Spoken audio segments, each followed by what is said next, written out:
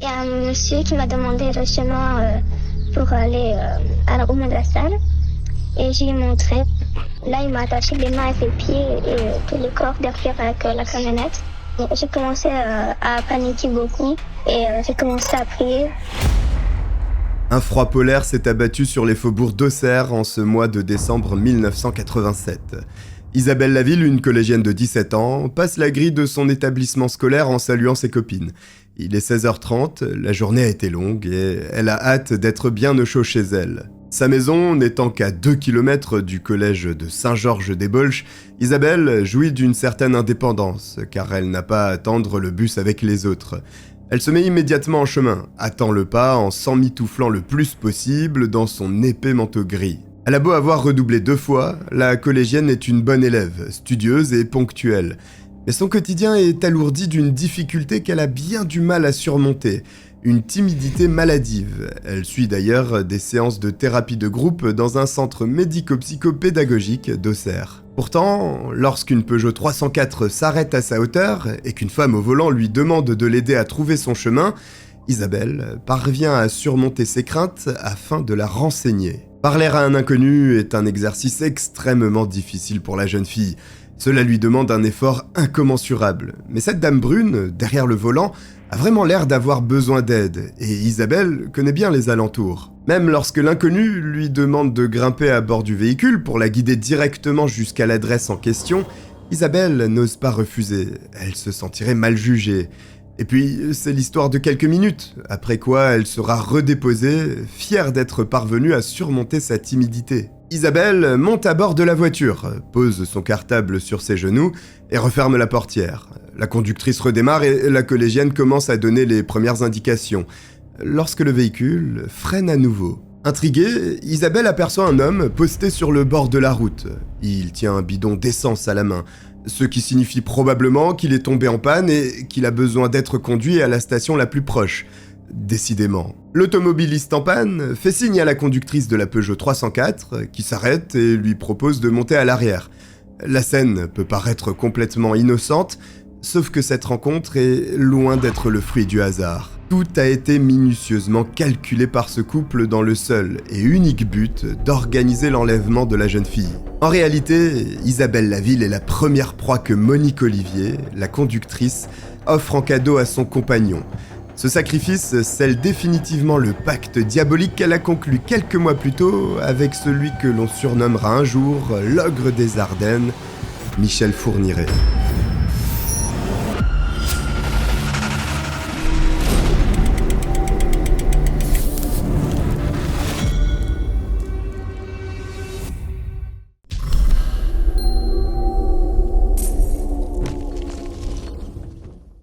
Isabelle Laville ne le sait pas encore, mais elle vient de tomber dans la gueule du loup. La conductrice de la Peugeot 304 et son complice ont monté cette mise en scène afin de mettre la collégienne en confiance, avant de refermer les griffes de leur sinistre piège sur elle. Car à peine est-il assis derrière Isabelle que l'homme sort une cordelette de sa poche et la passe autour du cou de la jeune fille.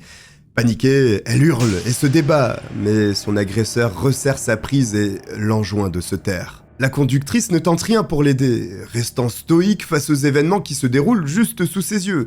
Et lorsqu'Isabelle comprend avec horreur qu'elle est tombée dans un piège monté de toutes pièces, il est malheureusement déjà trop tard. L'homme empoigne ses cheveux, lui tire brusquement la tête en arrière et lui demande si elle est toujours vierge. Isabelle, en larmes, répond par l'affirmative.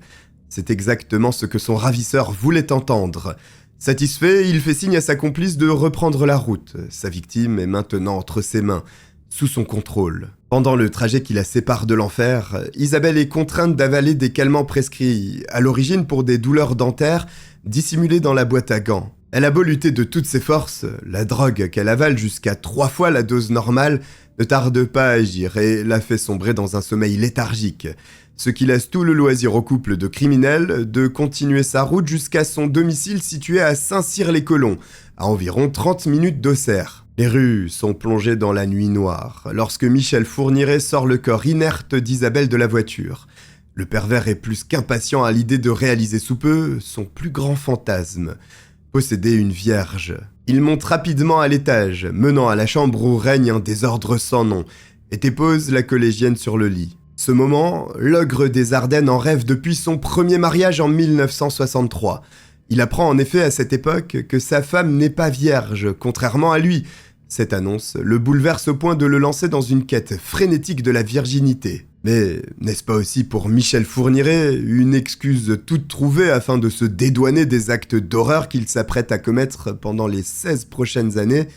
Sûrement. Toujours est-il que, grâce à la complicité de Monique Olivier, Isabelle Laville est à présent totalement à sa merci. Pourtant, tout n'est pas aussi simple qu'il l'avait imaginé.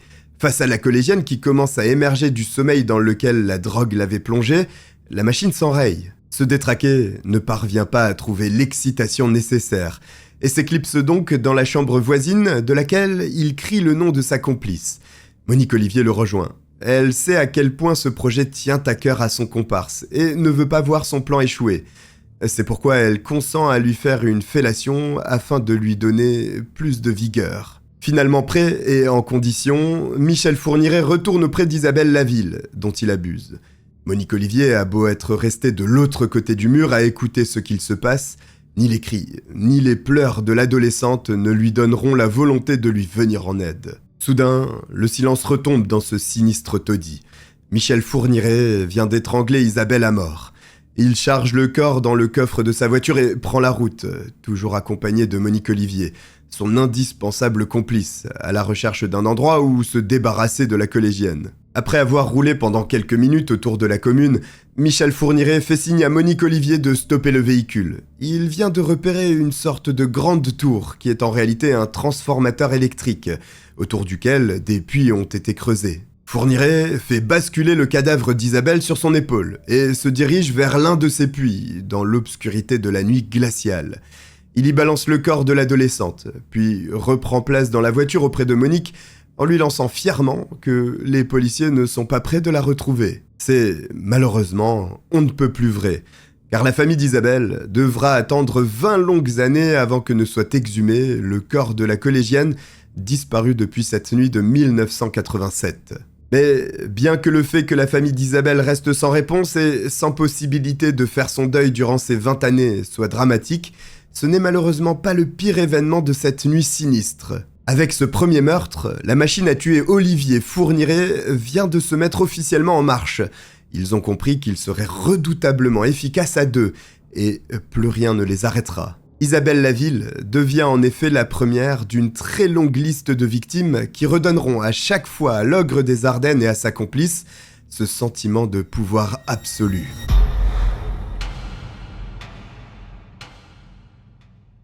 Pour comprendre comment les chemins de Monique Olivier et de Michel Fourniret ont un jour eu le malheur de se croiser, il faut remonter 45 ans en arrière lorsque Michel voit le jour. Le bébé pointe le bout de son nez en 1942 à Sedan, dans un milieu nettement défavorisé et dans un contexte géopolitique extrêmement sensible, car les Ardennes sont alors occupées par l'armée allemande. La mère de Michel est couturière et son père mécanicien. Les deux salaires cumulés sont insuffisants pour nourrir convenablement une famille composée de 3 enfants en bas âge. Il faut dire aussi que le père de Michel a un sérieux penchant pour la boisson, et les bouteilles d'alcool ne sont pas non plus données.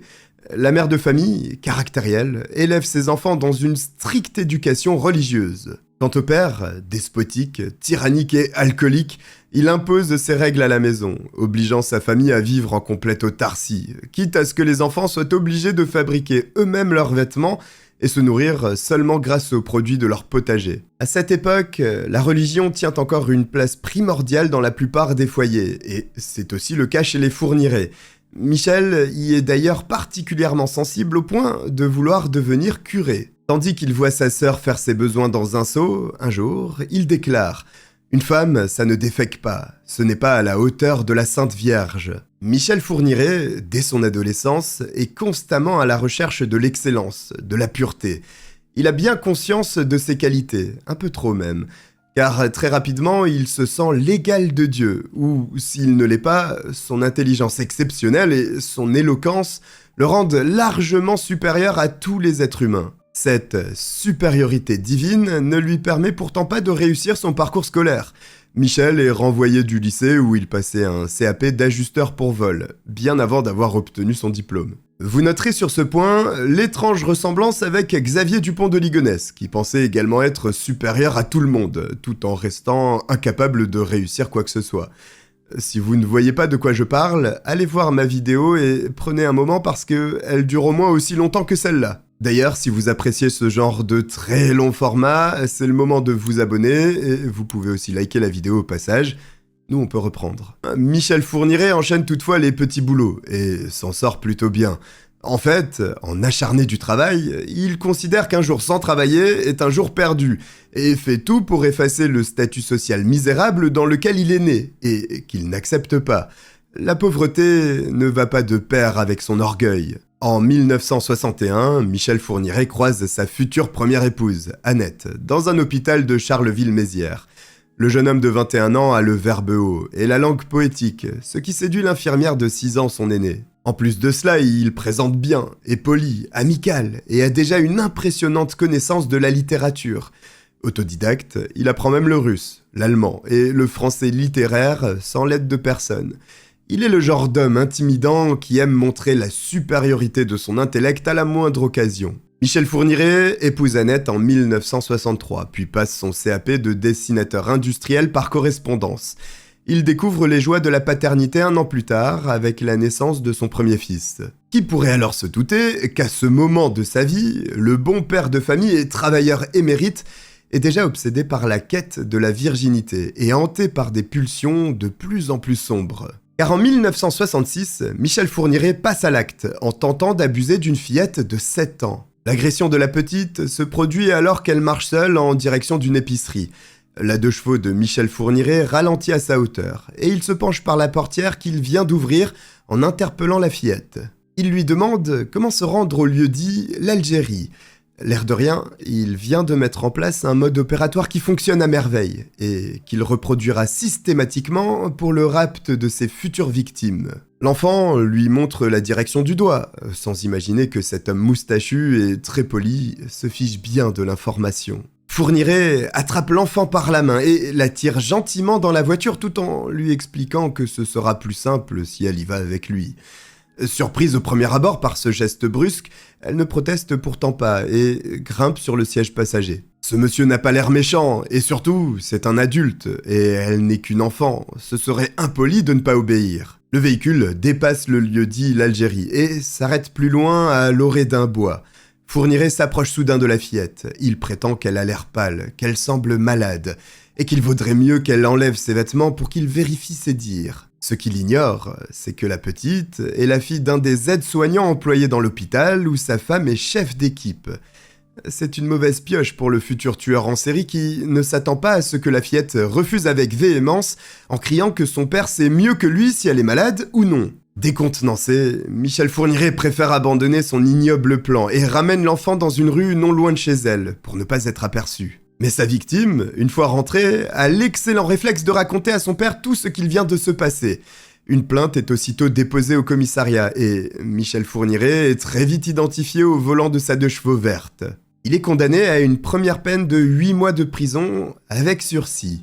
Sa femme, choquée, s'inquiète tout de suite pour la sécurité de leur fils et décide de divorcer dans la foulée. Fourniret est mis à la porte, dans l'instant, mais rebondit en 1969 lorsqu'il fait la rencontre de sa seconde épouse, Nicole, avec qui il aura successivement un autre fils, puis des jumelles. Le couple s'installe à Clairefontaine en région parisienne. Pour les fans de foot, je sais que c'est dur à entendre. Là-bas, tout le monde admire cet homme, si habile de ses mains qu'il a été capable de construire seul un atelier de fabrication de machines-outils à côté de sa maison. Personne ne le voit lorsqu'il punit ses enfants en les attachant à un piquet dans le jardin, et personne n'imagine quel secret inavouable se cache derrière l'homme cultivé qui parle comme s'il venait d'une noble lignée. Car les désirs coupables de Fourniret le tourmentent toujours plus. Les gendarmes l'interpellent pour une tentative d'agression sexuelle sur une jeune femme.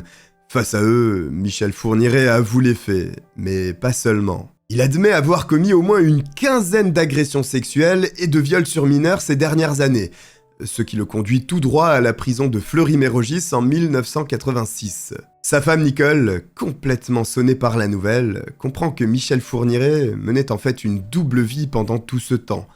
Une vie si bien millimétrée, si bien orchestrée, qu'elle n'a tout simplement rien remarqué. L'homme sait parfaitement duper son entourage. C'est un maître en la matière qui ne se dévoile que lorsque la situation lui échappe.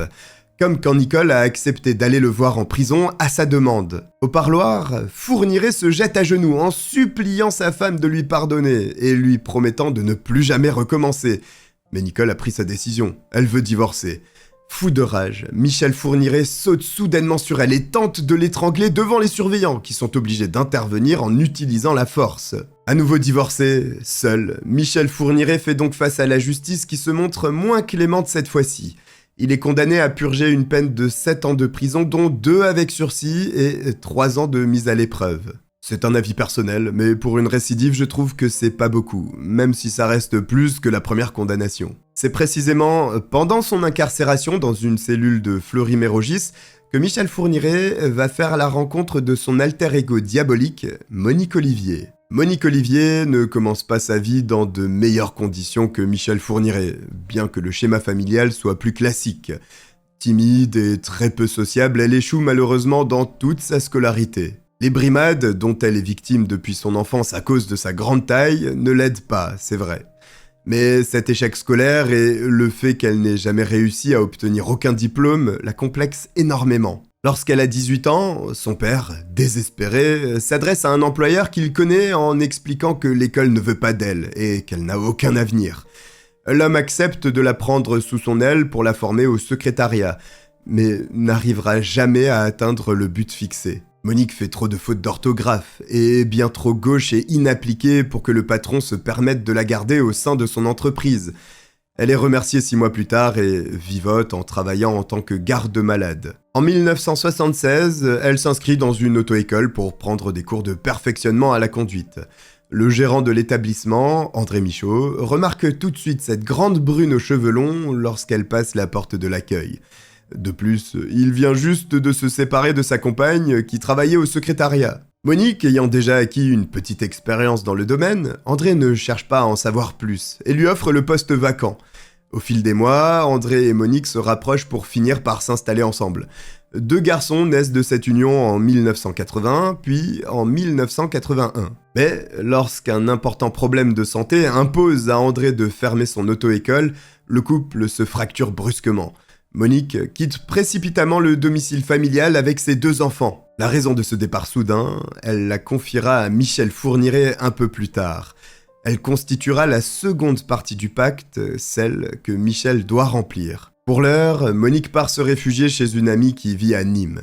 André vient tout de même voir ses garçons très régulièrement, et la liaison reprend pendant un temps entre Monique et lui.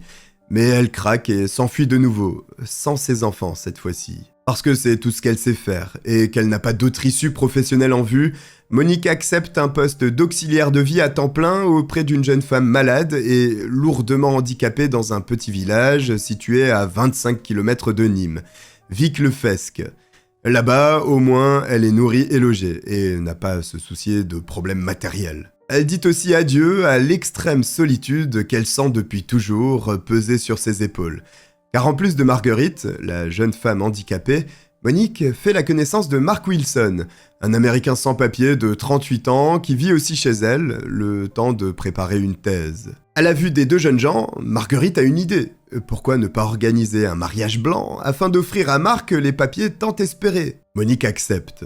André, son ex-compagnon qui s'occupe de leurs 2 enfants en bas âge, lui a signifié qu'il ne lui rendrait les garçons que si elle parvient à avoir une vie stable en se mariant avec quelqu'un. Le mariage blanc est contracté en 1984, mais le divorce est prononcé seulement 6 mois plus tard. C'est Marc, l'époux, qui prend cette décision. Monique a tout de la femme soumise, timide et renfermée sur elle-même. Mais quelque chose dans son comportement le met mal à l'aise. Elle est froide, nonchalante, a un caractère étrange et tient des propos contradictoires au sujet d'André, ce qui le pousse à prendre ses distances. Monique conserve tout de même son emploi et reste auprès de Marguerite. Les journées sont longues et ennuyeuses, ce qui lui laisse tout le loisir de ruminer contre André envers qui elle voue une haine sans nom. Ce sont cette solitude et cette haine, justement, qui vont trouver le plus terrible des échos le 12 décembre 1986, lorsque Monique feuillette un hebdomadaire chrétien, Le Pèlerin, et qu'elle tombe sur cet encart dans la catégorie des petites annonces. Prisonnier aimerait correspondre avec personne de tout âge pour oublier solitude. L'auteur du message n'est autre que Michel Fourniret, qui s'ennuie ferme depuis le fond de sa cellule de Fleury-Mérogis.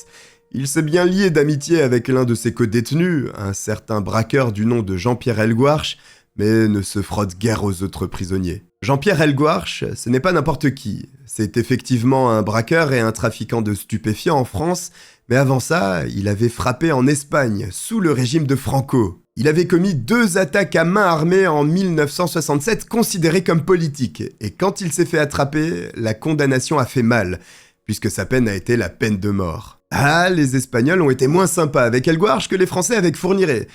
Quoi qu'il en soit, il n'est jamais exécuté, puisque sa peine est finalement commuée en un emprisonnement de 40 ans. Sauf qu'en 1979, le bougre décide qu'il est temps de s'échapper de l'établissement pénitentiaire de Burgos, où il croupit depuis bien trop longtemps. Et il y parvient, avant de rejoindre la France, ainsi que la région parisienne. Il reprend ses actes criminels dans l'Hexagone, mais se fait arrêter par la police française et il est envoyé en prison en 1984, où son codétenu est donc Michel Fourniret. Jean-Pierre Helgouarch ne tentera pas de s'échapper en France. Il n'a pas besoin, vu que les peines sont divisées par 4 comparées aux autres pays. Le temps de mettre en place un plan pour s'évader, on est libéré. Malgré ça, il y a une catégorie de détenus pour qui, même une seconde en prison, c'est très désagréable. Et Michel Fourniret en fait partie. Il est ce qu'on appelle un pointeur dans le jargon carcéral, c'est-à-dire un homme condamné pour des faits d'agression sexuelle.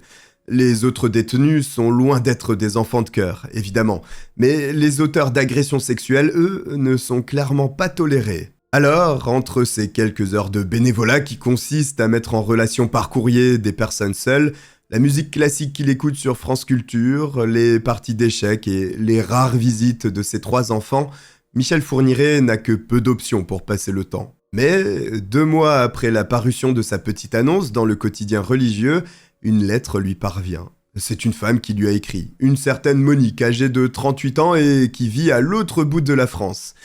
C'est le début d'un échange épistolaire de plus de 700 pages. Monique se sent désespérément seule, Michel Fourniret l'a bien compris, et c'est probablement la toute première chose qui va les lier dès le début de leurs échanges.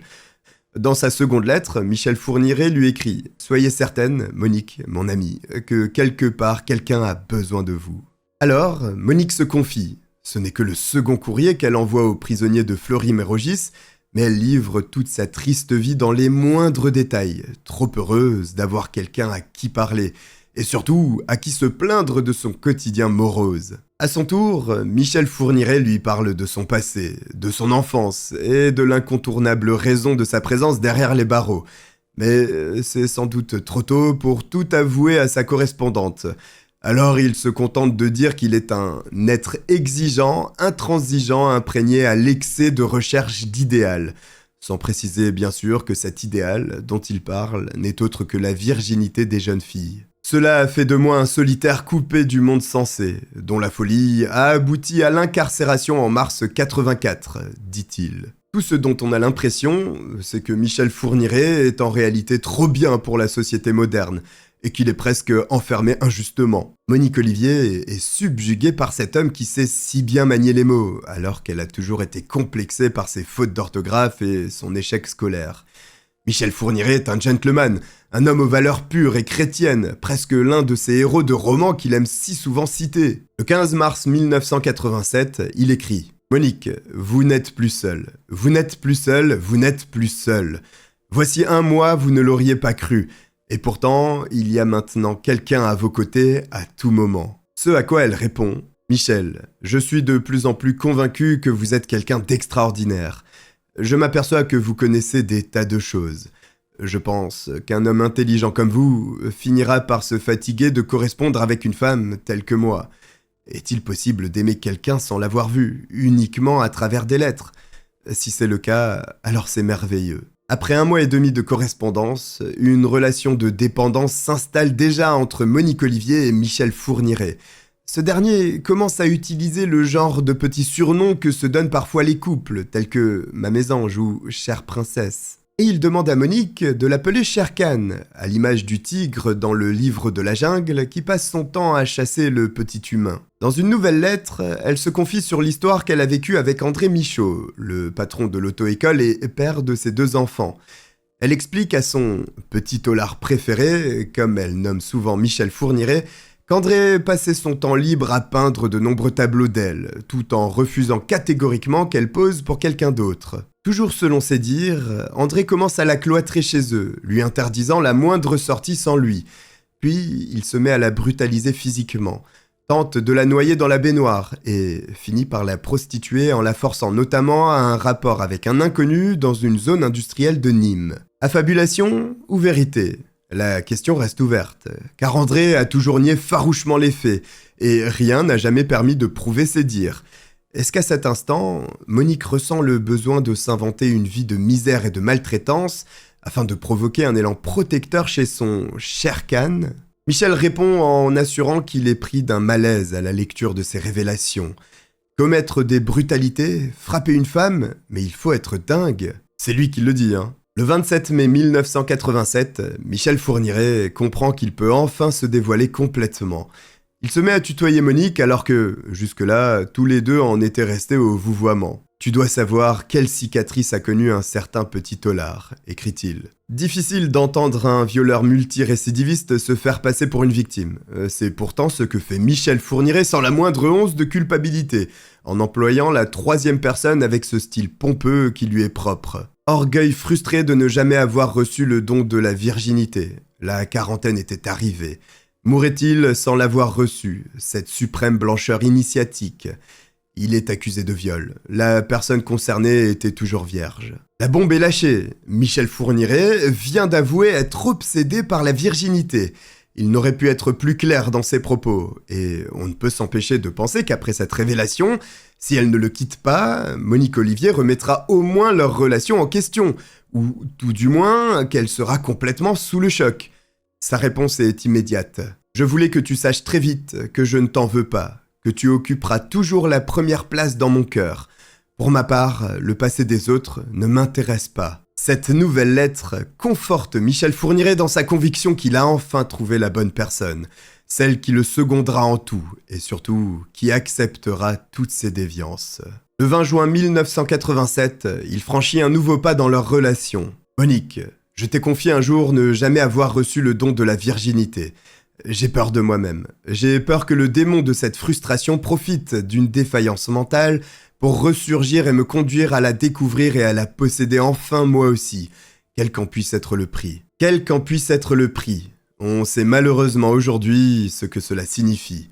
Dans cette lettre, Michel Fourniret avoue pour la première fois qu'il va certainement récidiver et qu'il est prêt à commettre un meurtre. Mais cette nouvelle confidence est loin de refroidir les ardeurs de Monique, qui a une foi aveugle en Michel Fourniret et qui se déplace pour le rencontrer 6 jours plus tard, le 26 juin, alors que Michel comparaît à Évry pour une série d'attentats à la pudeur. Monique Olivier traverse les kilomètres qui la séparent du tribunal depuis Nîmes, attend la fin de l'audience et se dirige fébrilement vers le box de Michel Fourniret, dont l'avocat a autorisé la rencontre. Leur échange est très bref, mais dans les lettres qu'ils s'envoient quelques jours plus tard, ils s'avouent tous les deux avoir vécu un moment empreint de magie. « Michel, je t'aime toujours autant et je suis bien décidé à devenir ta femme », écrit Monique. Michel Fourniret lui répond le 30 juin. « Ni toi, ni moi ne pourrons oublier cette poignée de main. Peu importe sa durée, elle nous a soudés l'un à l'autre. Je sais que tu apporteras à ton fauve l'aide dont il a besoin. » Soudés, liés, Michel et Monique le sont à n'en pas douter de la plus sinistre des façons. D'ailleurs, cette histoire pourrait être celle d'un film romantique si cette aide, dont parle Michel Fourniret, ne consistait pas à lui offrir de jeunes victimes et à l'assister dans ses futurs meurtres. Car c'est bien de cela dont il est question. Implicitement, toutes leurs correspondances les ont menés doucement vers ce pacte effroyable qu'ils sont sur le point de conclure.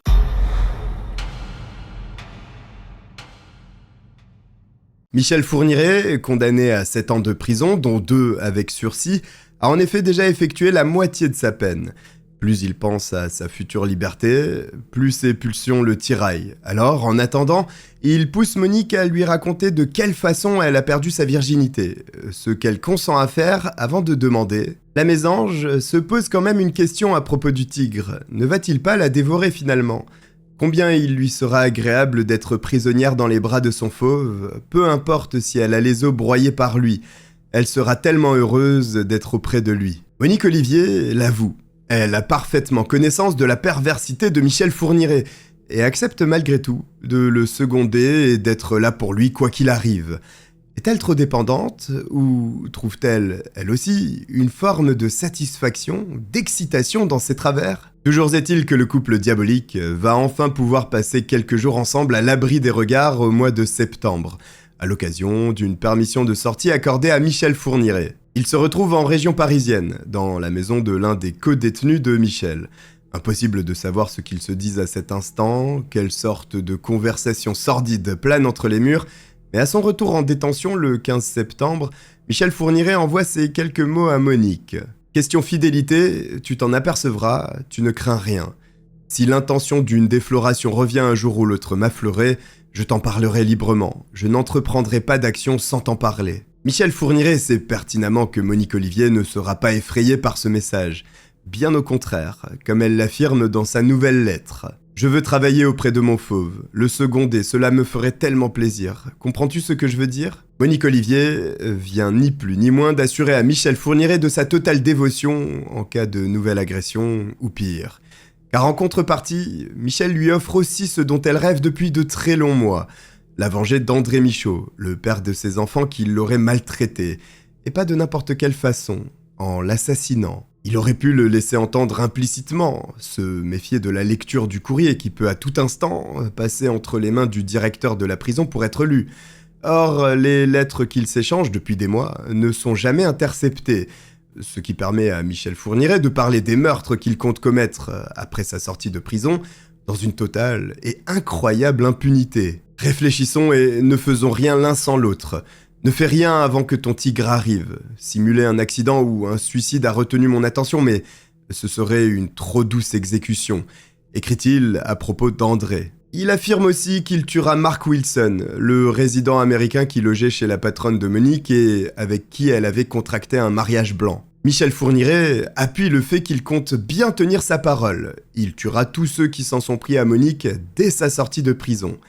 Mes serments ne sont pas de 20 mots, je les tiens et je veux par mon serment être fidèle. C'est avec calme que, je te le promets, avant d'être tué, il paiera. Ce jour-là, je les tiendrai tous les deux en souvenir de la zone industrielle. Ils joueront ensemble leur dernier rôle de salauds sur Terre. Il rédige ainsi une liste des choses à faire après sa libération. Régler les comptes avec la famille, avoir assez d'argent pour oublier l'argent, liquider 3 types, leur dernière partouze d'ordures, disposer d'une jeune fente, une compagnie féminine, jouer aux échecs, vivre en sauvage à l'écart des hommes, vivre en aventurier, plaisir du risque, enlèvement, etc. Restaurer un domaine, une ruine médiévale, un chien, une carriole, un bourrin, un domestique turc. Puis Fourniret livre tout à coup un pan secret de son enfance une vingtaine de jours avant sa libération dans l'un de ses derniers courriers. Le 7 octobre 1987, il écrit « Vers l'âge de 5 ans, 6 au plus, maman faisait la grasse matinée. Elle m'avait pris dans le lit, elle m'a couché sur elle entre ses jambes, plaçant mon zizi dans un endroit que je ne voyais pas mais qui, d'instinct, m'inspirait de la répulsion, l'envie de m'enfuir.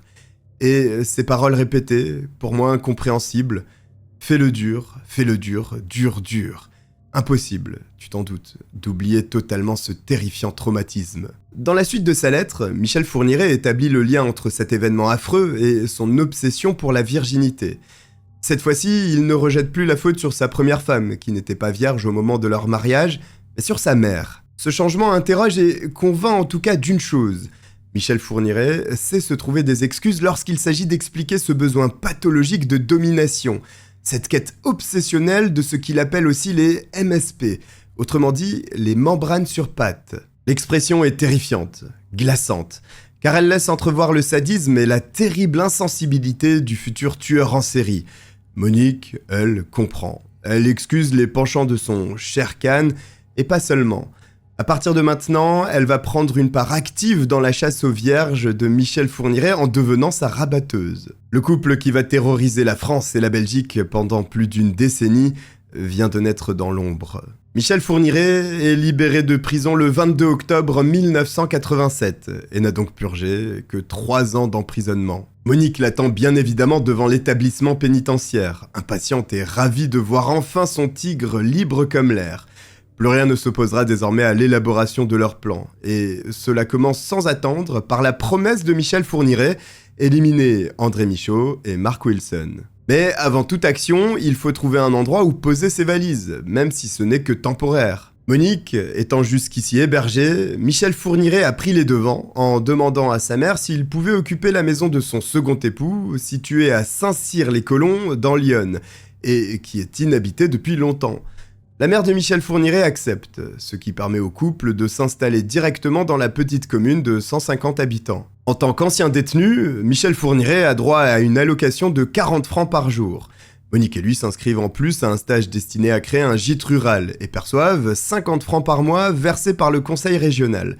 Mais ils n'achèveront jamais la formation à cause d'une dispute entre Michel et l'un des formateurs. Nous sommes en décembre 1987. Michel Fourniret est sorti de prison il y a 2 mois à peine, et les cartons et les valises ne sont même pas encore déballés dans la maison familiale qui ressemble plus à un taudis qu'à autre chose. Car Michel et Monique n'ont chacun qu'une obsession en tête, le pacte conclu alors que Michel était encore derrière les barreaux. Monique veut sa vengeance. Michel, lui, trépigne d'impatience à l'idée de trouver une jeune fille vierge dont il pourra abuser. Il a une idée précise en tête, repérer une adolescente aux cheveux longs, brune, qui ressemblerait le plus possible à Monique, car Monique n'est pas vierge, comme elle lui a avoué dans l'une de ses lettres. Pour Michel Fourniret, il est donc primordial de trouver une jeune fille qui pourrait jouer le rôle de Monique, encore vierge et avec laquelle il aurait un rapport comme si c'était elle. Il demande donc à sa complice de lui livrer une jeune fille qui réponde à ses critères. C'est Isabelle Laville, la collégienne que le couple infernal repère à la sortie de l'établissement scolaire le 10 décembre 1987. À cet instant, le sort de l'adolescente est déjà scellé. Isabelle Laville n'a aucune chance d'échapper à ses agresseurs et meurt étranglée cette nuit-là. Monique Olivier n'a pas perdu de temps et a brillamment rempli sa part du contrat. Elle a fourni une vierge à Michel Fourniret, une jeune fille qui lui ressemble et avec laquelle il a pu laisser libre cours à ses ignobles pulsions. C'est maintenant à lui de tenir parole, car André, l'ex-compagnon de Monique, vit toujours le plus paisiblement du monde. Pourtant, Michel Fourniret ne s'en prendra jamais physiquement à André ou à Marc. Il consent bien, une semaine après le meurtre d'Isabelle Laville, à se rendre chez André avec Monique et à entrer par effraction chez lui afin de brûler tous ses tableaux, mais cela n'ira jamais plus loin. Entre-temps, les gendarmes mènent l'enquête afin de retrouver Isabelle Laville, disparue dans la nuit du 11 décembre 1987. Mais ils ne pensent pas à vérifier la présence de délinquants sexuels dans la région, ce qui aurait pourtant pu les mener à interroger Michel Fourniret dont le casier judiciaire est déjà bien rempli. Au lieu de cela, en l'absence de pistes à suivre, l'affaire est classée à peine 1 mois et demi plus tard. Le 21 janvier 1988, le dossier Isabelle Laville devient un cold case et Michel Fourniret peut continuer à enlever, violer et assassiner de jeunes filles. Un événement va toutefois chambouler le quotidien du couple. Monique découvre qu'elle est enceinte juste après le meurtre d'Isabelle et l'accouchement est donc prévu dans 9 mois à peu près. La naissance d'un enfant est toujours bouleversante et peut remettre en question beaucoup d'aspects de la vie des parents. Il faut prendre du temps pour s'occuper du bébé, qui réclame une attention quasi permanente, le nourrir, le laver, l'aider à s'endormir et veiller à son éducation. Cette naissance à venir pourrait-elle faire vibrer la corde sensible du couple Fourniret-Olivier? Changera-t-elle la donne? La réponse est oui. L'arrivée de cet enfant a un impact sur les projets criminels de Michel et Monique. Mais contrairement à ce que l'on imagine, il va plutôt servir leurs intérêts. Après tout, les jeunes filles ne se méfient presque pas lorsqu'une femme arrête sa voiture pour leur demander de l'accompagner jusqu'à une adresse qu'elle ne trouve pas. Alors une mère de famille avec un bébé à l'arrière, cela assure au couple de réussir à coup sûr leurs futurs enlèvements. L'enfant du couple diabolique, bien malgré lui, commencera donc sa jeune vie en servant d'appât pour mettre en confiance les victimes de Michel Fourniret. Car si André et Marc sont loin d'être morts, Michel, en revanche, n'a pas l'intention de s'arrêter au meurtre d'Isabelle Laville. La chasse aux vierges ne fait que commencer.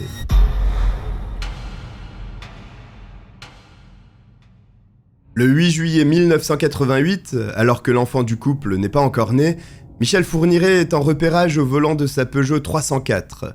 Il remarque alors une jeune fille dans le village, la montre à Monique, qui l'assiste dans tous ses déplacements et dans tous ses crimes, en qualifiant l'adolescente de « beau petit sujet ». L'ogre des Ardennes décide qu'elle sera sa nouvelle victime et prend la décision de la kidnapper. Il suit patiemment et discrètement la jeune Marie-Angèle Domès, une enfant de la DAS, jusqu'à ce qu'elle se dirige en dehors du village. En réalité, Michel Fourniret surveille Marie-Angèle depuis déjà plusieurs jours, et il sait parfaitement où elle compte se rendre à cet instant.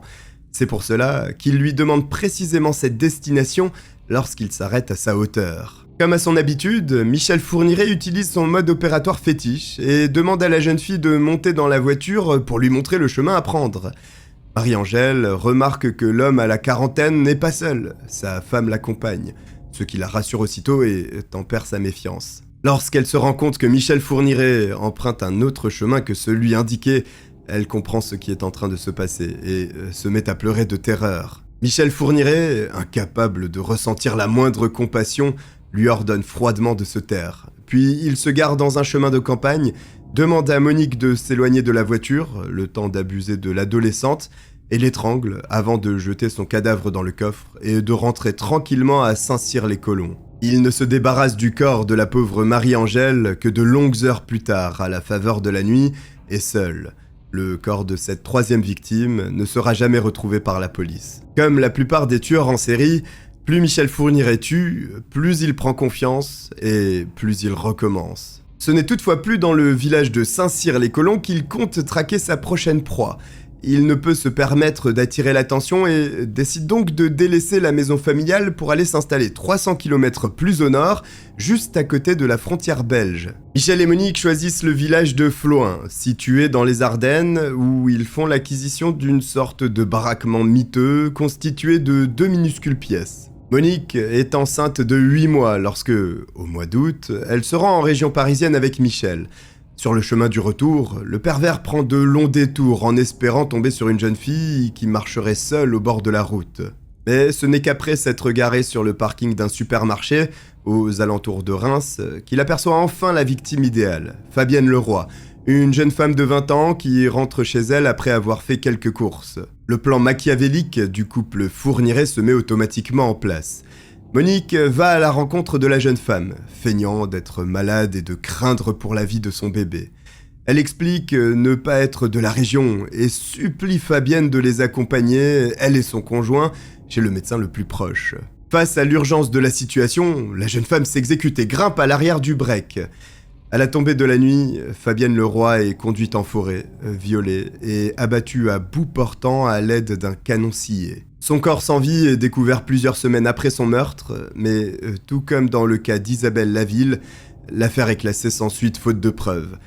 Là encore, aucune vérification n'est faite concernant la présence ou non d'un délinquant sexuel dans la région. De plus, Michel Fourniret n'a jamais respecté le contrôle judiciaire qui a sorti les 2 ans de prison avec sursis et les 3 ans de mise à l'épreuve dont il a écopé. Mais aucun représentant légal n'a jamais pris la peine de rappeler l'ancien détenu à l'ordre. Les Fourniret ne tiennent d'ailleurs pas à se faire appréhender par la police et se font donc particulièrement discrets dans le village de Flohain, quitte à passer parfois pour des marginaux aux yeux de leurs voisins et seules connaissances, Jocelyne et Gérard Cadet. Les Cadets font d'ailleurs partie de la liste des invités lorsque Michel et Monique se marient en 1989, un mariage auquel ils se rendent, découvrant avec étonnement qu'ils sont en réalité les seuls à être présents en dehors de l'adjoint du maire. Une poignée de minutes plus tard, les Cadets rentrent chez eux, encore perplexes de n'avoir vu aucune famille, ni aucun ami se joindre à eux, pour manger rapidement un bout de brioche chez les jeunes mariés en guise de repas de fête. Ils se disent que le couple Fourniret a surtout voulu régulariser leur situation pour Selim, leur fils, et qu'ils ont fait au mieux avec le peu de moyens qu'ils possèdent. Gérard et Jocelyne sont bien au courant de la situation financière désastreuse du couple, car il leur emmène régulièrement de quoi manger et sont souvent amenés à garder Selim lorsque les fournirés s'absentent. Le couple part tout à coup, laisse le bébé au voisin sans vêtements de rechange ni nourriture et revient parfois plusieurs jours plus tard sans avoir donné la moindre nouvelle. Michel Fourniret vit de petits emplois, un jour bûcheron, l'autre jardinier.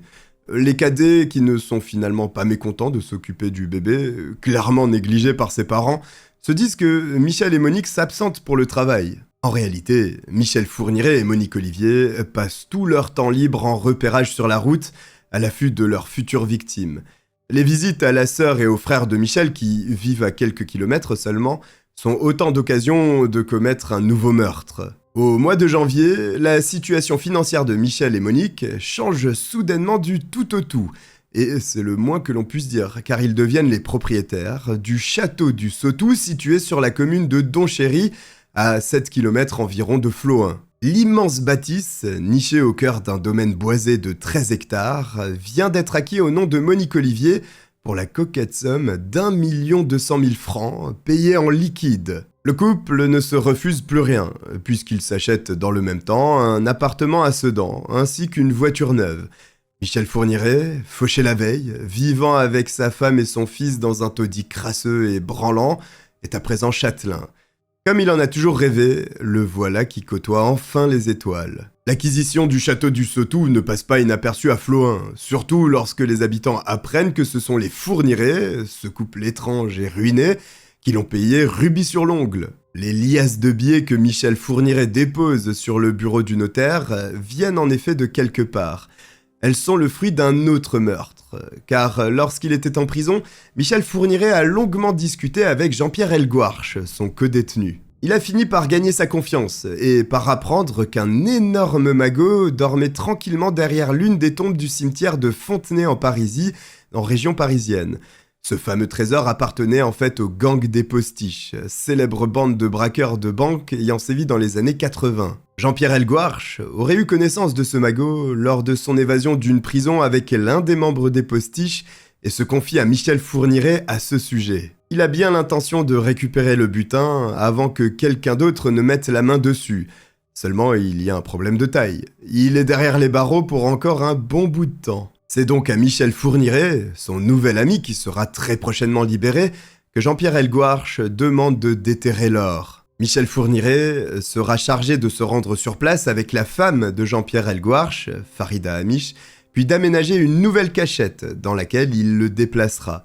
Jean-Pierre Elgouarche annonce à Michel Fourniret qu'il pourra conserver 500 000 francs en guise de récompense. Comme convenu, Farida rend visite à Michel et Monique, alors qu'ils viennent d'emménager à Saint-Cyr-les-Colons. Michel Fourniret suit le plan à la lettre, jusqu'à ce qu'il cache le trésor dans un endroit plus sûr. Mais qu'est-ce qui oblige le tueur en série à partager le butin avec son ex-codétenu, Jean-Pierre Elgouarche ? Rien. En réalité, le seul obstacle à se dresser entre Michel Fourniret et cette montagne d'argent est la femme de Jean-Pierre, Farida. Utilisant un faux prétexte, Michel Fourniret emmène la jeune femme dans une carrière abandonnée et l'étrangle froidement. L'amitié qu'il entretenait avec Jean-Pierre Elgouarche a ses limites. Seulement, cette trahison pourrait bien se retourner contre Michel Fourniret au moment où il s'y attend le moins. Pour l'heure, les nouveaux châtelains sont pris par les travaux de restauration du domaine, sans pour autant se séparer de leur logement miteux situé à Flohain. Michel Fourniret fait de réguliers allers-retours entre Flohain et le château du Sautou au volant de son break et entreprend d'importants travaux de terrassement à l'entrée du domaine. À l'aide de son tractopelle, il creuse de longues et profondes tranchées de terre fraîche, officiellement pour enterrer les câbles électriques destinés au futur portail de la propriété. Mais officieusement, c'est parce qu'il vient juste de repérer une toute nouvelle proie. Jeanne-Marie Desrameaux a tout de la jeune fille pure et fragile, timide, renfermée sur elle-même, d'une gentillesse sans borne, mais surtout seule et sans amis. Elle est en première année de BTS en bureautique et vit dans un monastère près de Charleville-Mézières. Elle souffre de sa différence, son style démodé et sa maladresse, et est régulièrement la cible de moqueries de la part des autres étudiants. Jeanne-Marie est fille de parents âgés et ne s'est jamais sentie à l'aise avec les jeunes de son âge. D'ailleurs, sa seule confidente est une sœur du monastère, Marie. Le dimanche 8 janvier 1989, alors qu'elle prend le train comme à son habitude pour retrouver ses parents en fin de semaine, Jeanne-Marie fait la rencontre qui va tristement sceller son sort. Elle s'assied dans le même compartiment que Michel Fourniret. Ce dernier revient du tribunal de Versailles où il a réussi à négocier un droit de visite auprès de ses enfants et tombe comme par miracle sur cette grande blonde à l'allure angélique. Il engage la conversation, des pensées sombres et tordues à l'esprit.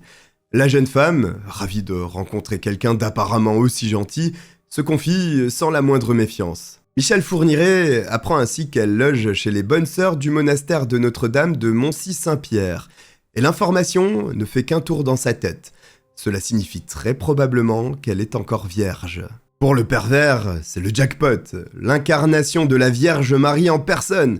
Il ne pouvait rêver mieux et se prend à imaginer 1000 scénarios afin de piéger la jeune fille crédule. Michel se présente comme Paul Jadot et parle de sa femme, Pierrette Jadot, qui n'est autre que Monique, pour être sûr de ne prendre aucun risque. Car avec Jeanne-Marie, il veut que ce soit différent. Il veut savourer sa traque. Pour celle qui dégage tant de pureté et tant d'idéal, c'est décidé, il prendra tout son temps. Ils échangent tous les deux durant tout le temps que dure leur trajet en train. Et, maniant très bien son jeu, Michel Fourniret parvient à créer une sorte de lien entre eux. Il raconte tout simplement ce que sa victime veut entendre, leur trouve des tas de points communs et affirme, avec flamme, qu'il partage son idéal religieux. Au moment de quitter son wagon, il n'oublie pas de prendre ses coordonnées afin de la recontacter à l'occasion, ce qu'elle accepte avec enthousiasme. Le piège est tendu, les filets déployés. Quelques jours plus tard, Michel Fourniret appelle Jeanne-Marie et lui propose de les rejoindre, sa femme et lui, pour dîner tous les trois au restaurant. Bien évidemment, Monique n'est là que pour mettre en confiance la proie de Fourniret. Par son biais, et seulement grâce à cela, il sait qu'il parviendra sans mal à ses fins. Le repas se déroule à merveille avec le faux couple Jadot. Michel, Monique et Jeanne-Marie discutent de mysticisme religieux et d'autres sujets qui ravissent et mettent en confiance la jeune fille. Il lui propose même, à l'occasion, de venir faire du babysitting chez eux pour garder le petit Selim. Le couple parle de leur fervente piété, des dons qu'ils comptent faire aux sœurs, le tout pour taire petit à petit les craintes que Jeanne-Marie pourrait encore conserver vis-à-vis d'eux, ce qui va indubitablement fonctionner. Le 18 mars 1989 au matin, Michel Fourniret s'arrange pour se trouver sur le quai de la gare où Jeanne-Marie attend son train. C'est un dimanche, et il sait parfaitement quel train elle a l'habitude de prendre pour se rendre chez ses parents. Il fait semblant de tomber sur elle sans s'y attendre, use de son ton faussement mielleux, et lui propose le plus simplement du monde de l'accompagner en voiture au lieu de la laisser s'embêter à prendre le train.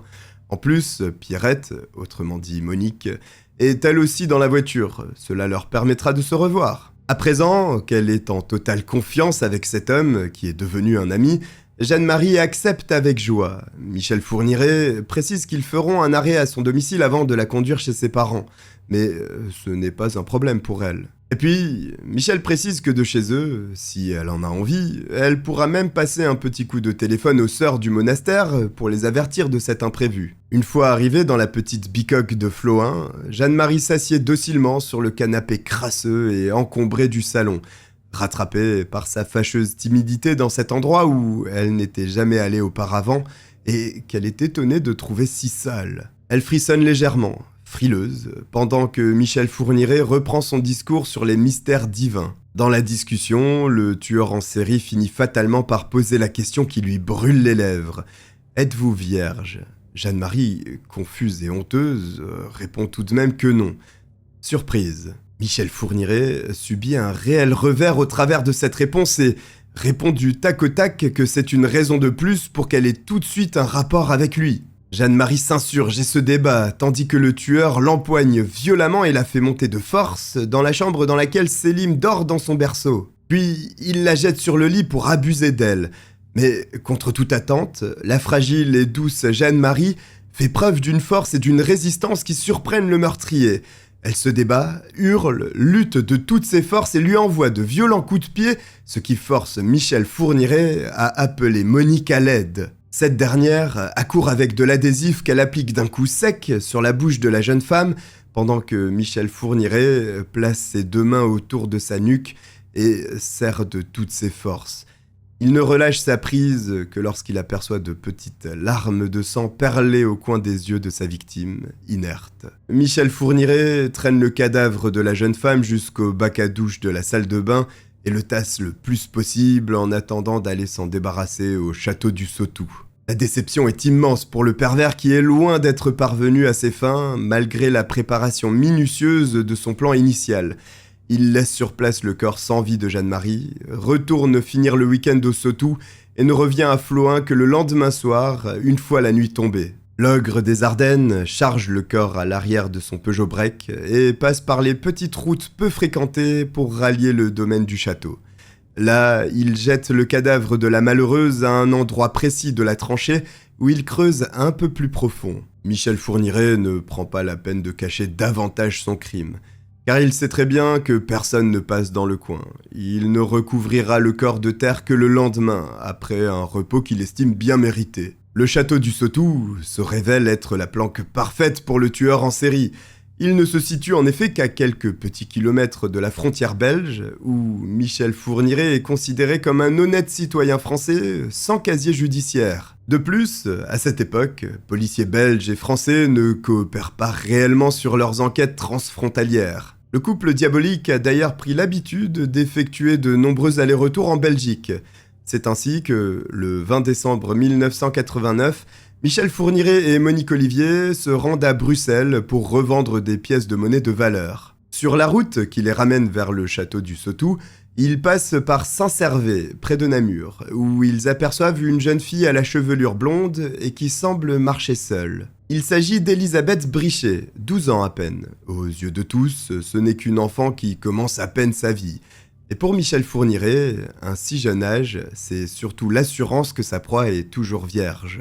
Michel Fourniret et Monique Olivier songent évidemment tout de suite à appliquer leur mode opératoire habituel, s'arrêter à sa hauteur, lui demander de leur indiquer leur chemin et l'inciter à monter dans la voiture avant de s'éloigner dans une zone isolée et de lancer l'attaque.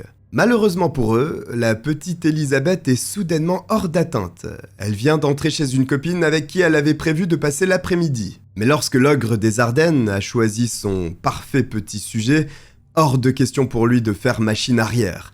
Il n'hésite donc pas à patienter pendant de longues heures, jusqu'aux alentours de 18h30, heure à laquelle Elisabeth a prévu de rentrer chez elle. À quelques centaines de mètres seulement de son domicile, Elisabeth est interpellée par une femme et un homme au volant d'un break.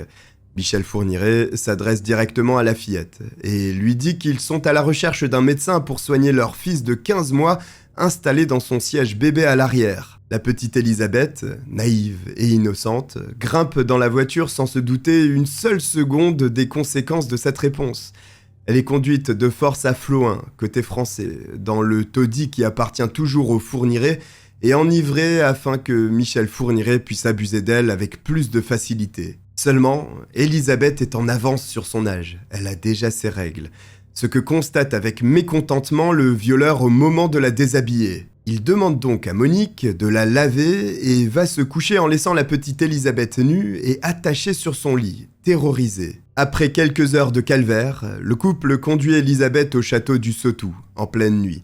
Là, près du corps de Jeanne-Marie Desrameaux, qui repose déjà plusieurs mètres sous terre, Michel Fourniret prononcera ces mots terribles à Elisabeth Brichet. Le voyage se termine, c'est fini. Il lui glisse un sac plastique sur la tête pour essayer de l'étouffer, mais constatant que cette mise à mort lui prend trop de temps, se ravise et finit par l'étrangler à main nue. Une nouvelle fois, il faudra attendre de nombreuses années avant que toute la lumière ne soit faite sur la disparition et les dernières heures de vie de la fillette. Au mois de novembre 1990, Michel Fourniret et Monique Olivier sont convoqués au tribunal de Nantes, non pas pour répondre de leurs crimes atroces, mais simplement pour être jugés après avoir saccagé le domicile d'André Michaud, l'ex-compagne de Monique Olivier, et brûlé un grand nombre de ses tableaux. Une plainte ayant, à l'époque, été déposée pour la destruction des œuvres d'art, la justice aurait dû s'apercevoir, pendant l'enquête, que Michel Fourniret était sous le coup d'une peine de 2 ans avec sursis, et donc sous contrôle judiciaire, ce qui aurait immédiatement conduit à son renvoi en prison. Or, ce ne fut pas le cas, et en ce mois de novembre 1990, le tribunal de Nantes ne prête pas plus attention que cela au dossier. Malgré le casier judiciaire déjà rempli de Michel Fourniret, la condamnation est plus que légère. 4 mois de prison pour lui, 4 mois avec sursis pour son épouse. Une peine qui sera finalement amnistiée par la grâce présidentielle et effacée de leurs casiers respectifs. Le couple Fourniret ressort donc totalement libre du tribunal, ce qui lui permettra, dès le lendemain, d'enlever la petite Natacha Danet, 13 ans, sur le parking d'un supermarché de la région nantaise. Séquestrée à l'arrière du fourgon du tueur pathologique, Natacha est torturée, poignardée à l'aide d'un poinçon à la poitrine, puis étranglée avant que son corps ne soit jeté sur la plage de Brême-sur-Mer, où il sera découvert 3 jours plus tard. Vient ensuite le tour de Johanna Parish, une jeune Anglaise venue en France pour ses études, de croiser la route du sinistre couple. Comme toutes les autres victimes de Michel Fourniret, Johanna accepte de monter à l'arrière du véhicule. Mais cette fois-ci, son tortionnaire la rejoint. L'ogre des Ardennes là-bas, la ligote aux chevilles et aux poignets, et la viole pendant que Monique Olivier prend soin de rouler droit devant elle, au hasard. Michel Fourniret finit par l'étrangler avant de se débarrasser de son cadavre dans la rivière la plus proche. Rien ne semble arrêter la folie meurtrière de Michel Fourniret et Monique Olivier qui suivent minutieusement les enquêtes de chacun de leurs meurtres à la radio, rassurés d'entendre que les recherches ne mènent jamais à eux. Rien, hormis peut-être un élément auquel Michel Fourniret n'aurait jamais pensé, le fameux château du Sautou, qui, depuis son acquisition, fait énormément parler dans le village de Flohain. À tel point que le fisc commence aussi à se pencher sur l'affaire. L'origine des fonds ayant permis l'acquisition du domaine leur paraît suspecte. Et c'est pour cette raison qu'ils décident d'éplucher les déclarations d'impôts et les comptes bancaires de Monique Olivier, la propriétaire officielle de l'édifice. Monique Olivier est ainsi priée de fournir les justificatifs des sources de financement du château, ce à quoi le couple répond qu'ils ont pu l'acquérir grâce aux économies que Michel Fourniret a réalisées depuis le début de son activité professionnelle. Seulement, ils n'ont aucun moyen de justifier ces dires, ce qui ne plaît pas franchement au fisc, qui sent bien qu'il y a anguille sous roche. Des pénalités d'un montant de plus de 200 000 francs sont ainsi appliquées à Monique pour dissimulation de revenus. Toute cette agitation autour du château du Sautou est encore loin d'être terminée. Car Jean-Pierre Elgouarch, le brigand qui avait missionné Michel Fourniret d'aller récupérer son trésor avec sa femme Farida Amish, vient de sortir de prison.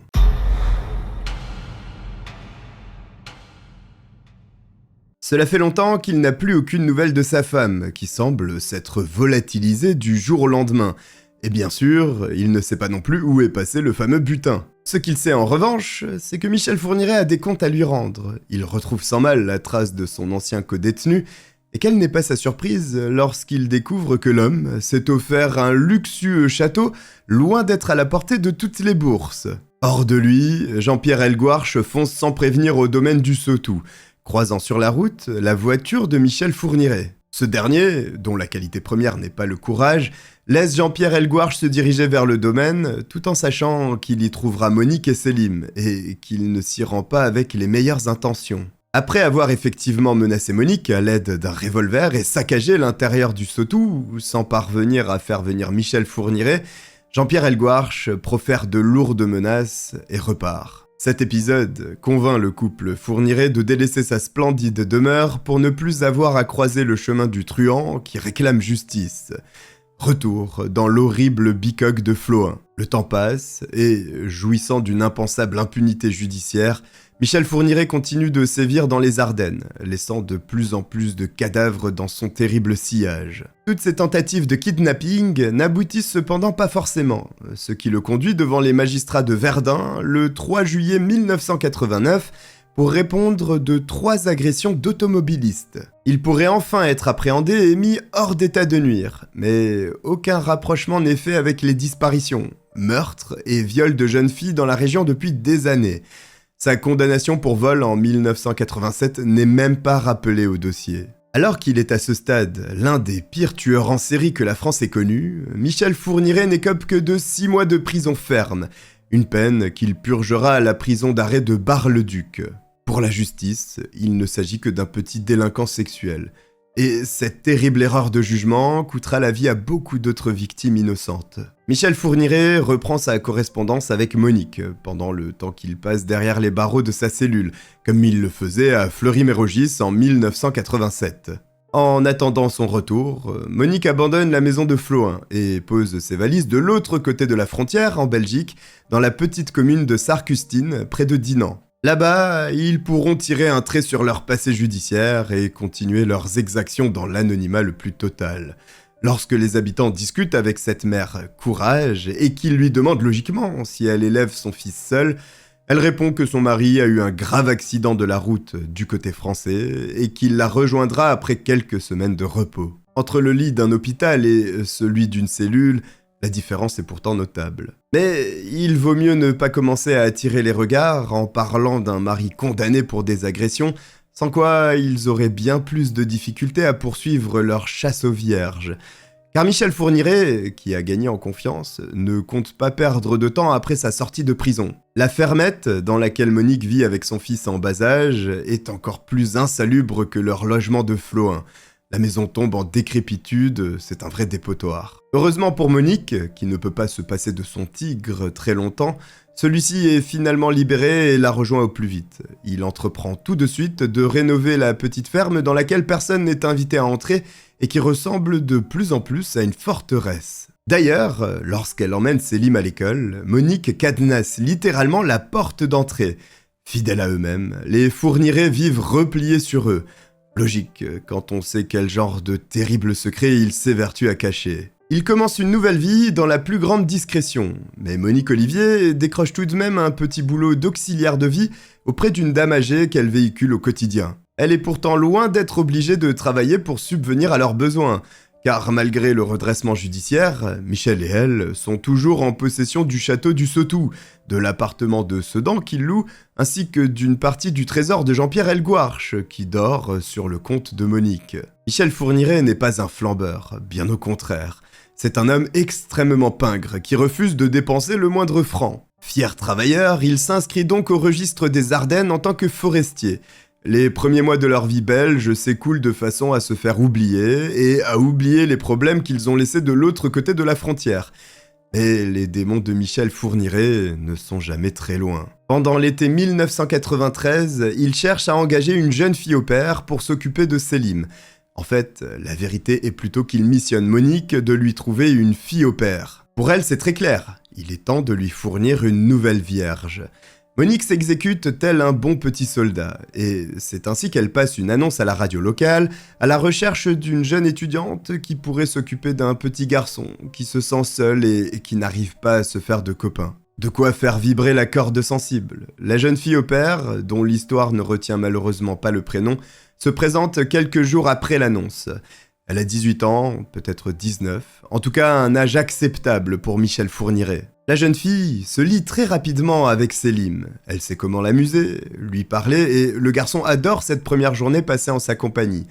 Et seulement 24 heures après son arrivée à Sarcustine, elle est agressée dans la nuit par Michel Fourniret qui se faufile dans sa chambre, nue, et tente de la violer. La jeune fille finira étranglée dans la cuisine. Pour tenter de brouiller les pistes, Michel Fourniret prend cette fois-ci les devants. Tout le monde, ou presque, a vu la grande blonde en compagnie de Selim et se doutait qu'il s'agissait de la jeune fille au pair engagée par les Fourniret. Comble du cynisme, l'ogre des Ardennes va donc contacter le journal local en pleurant son départ soudain et inexpliqué et en lui demandant personnellement de ne pas les laisser sans nouvelles, lui, Monique et surtout Selim, qui s'était si vite attaché à elle.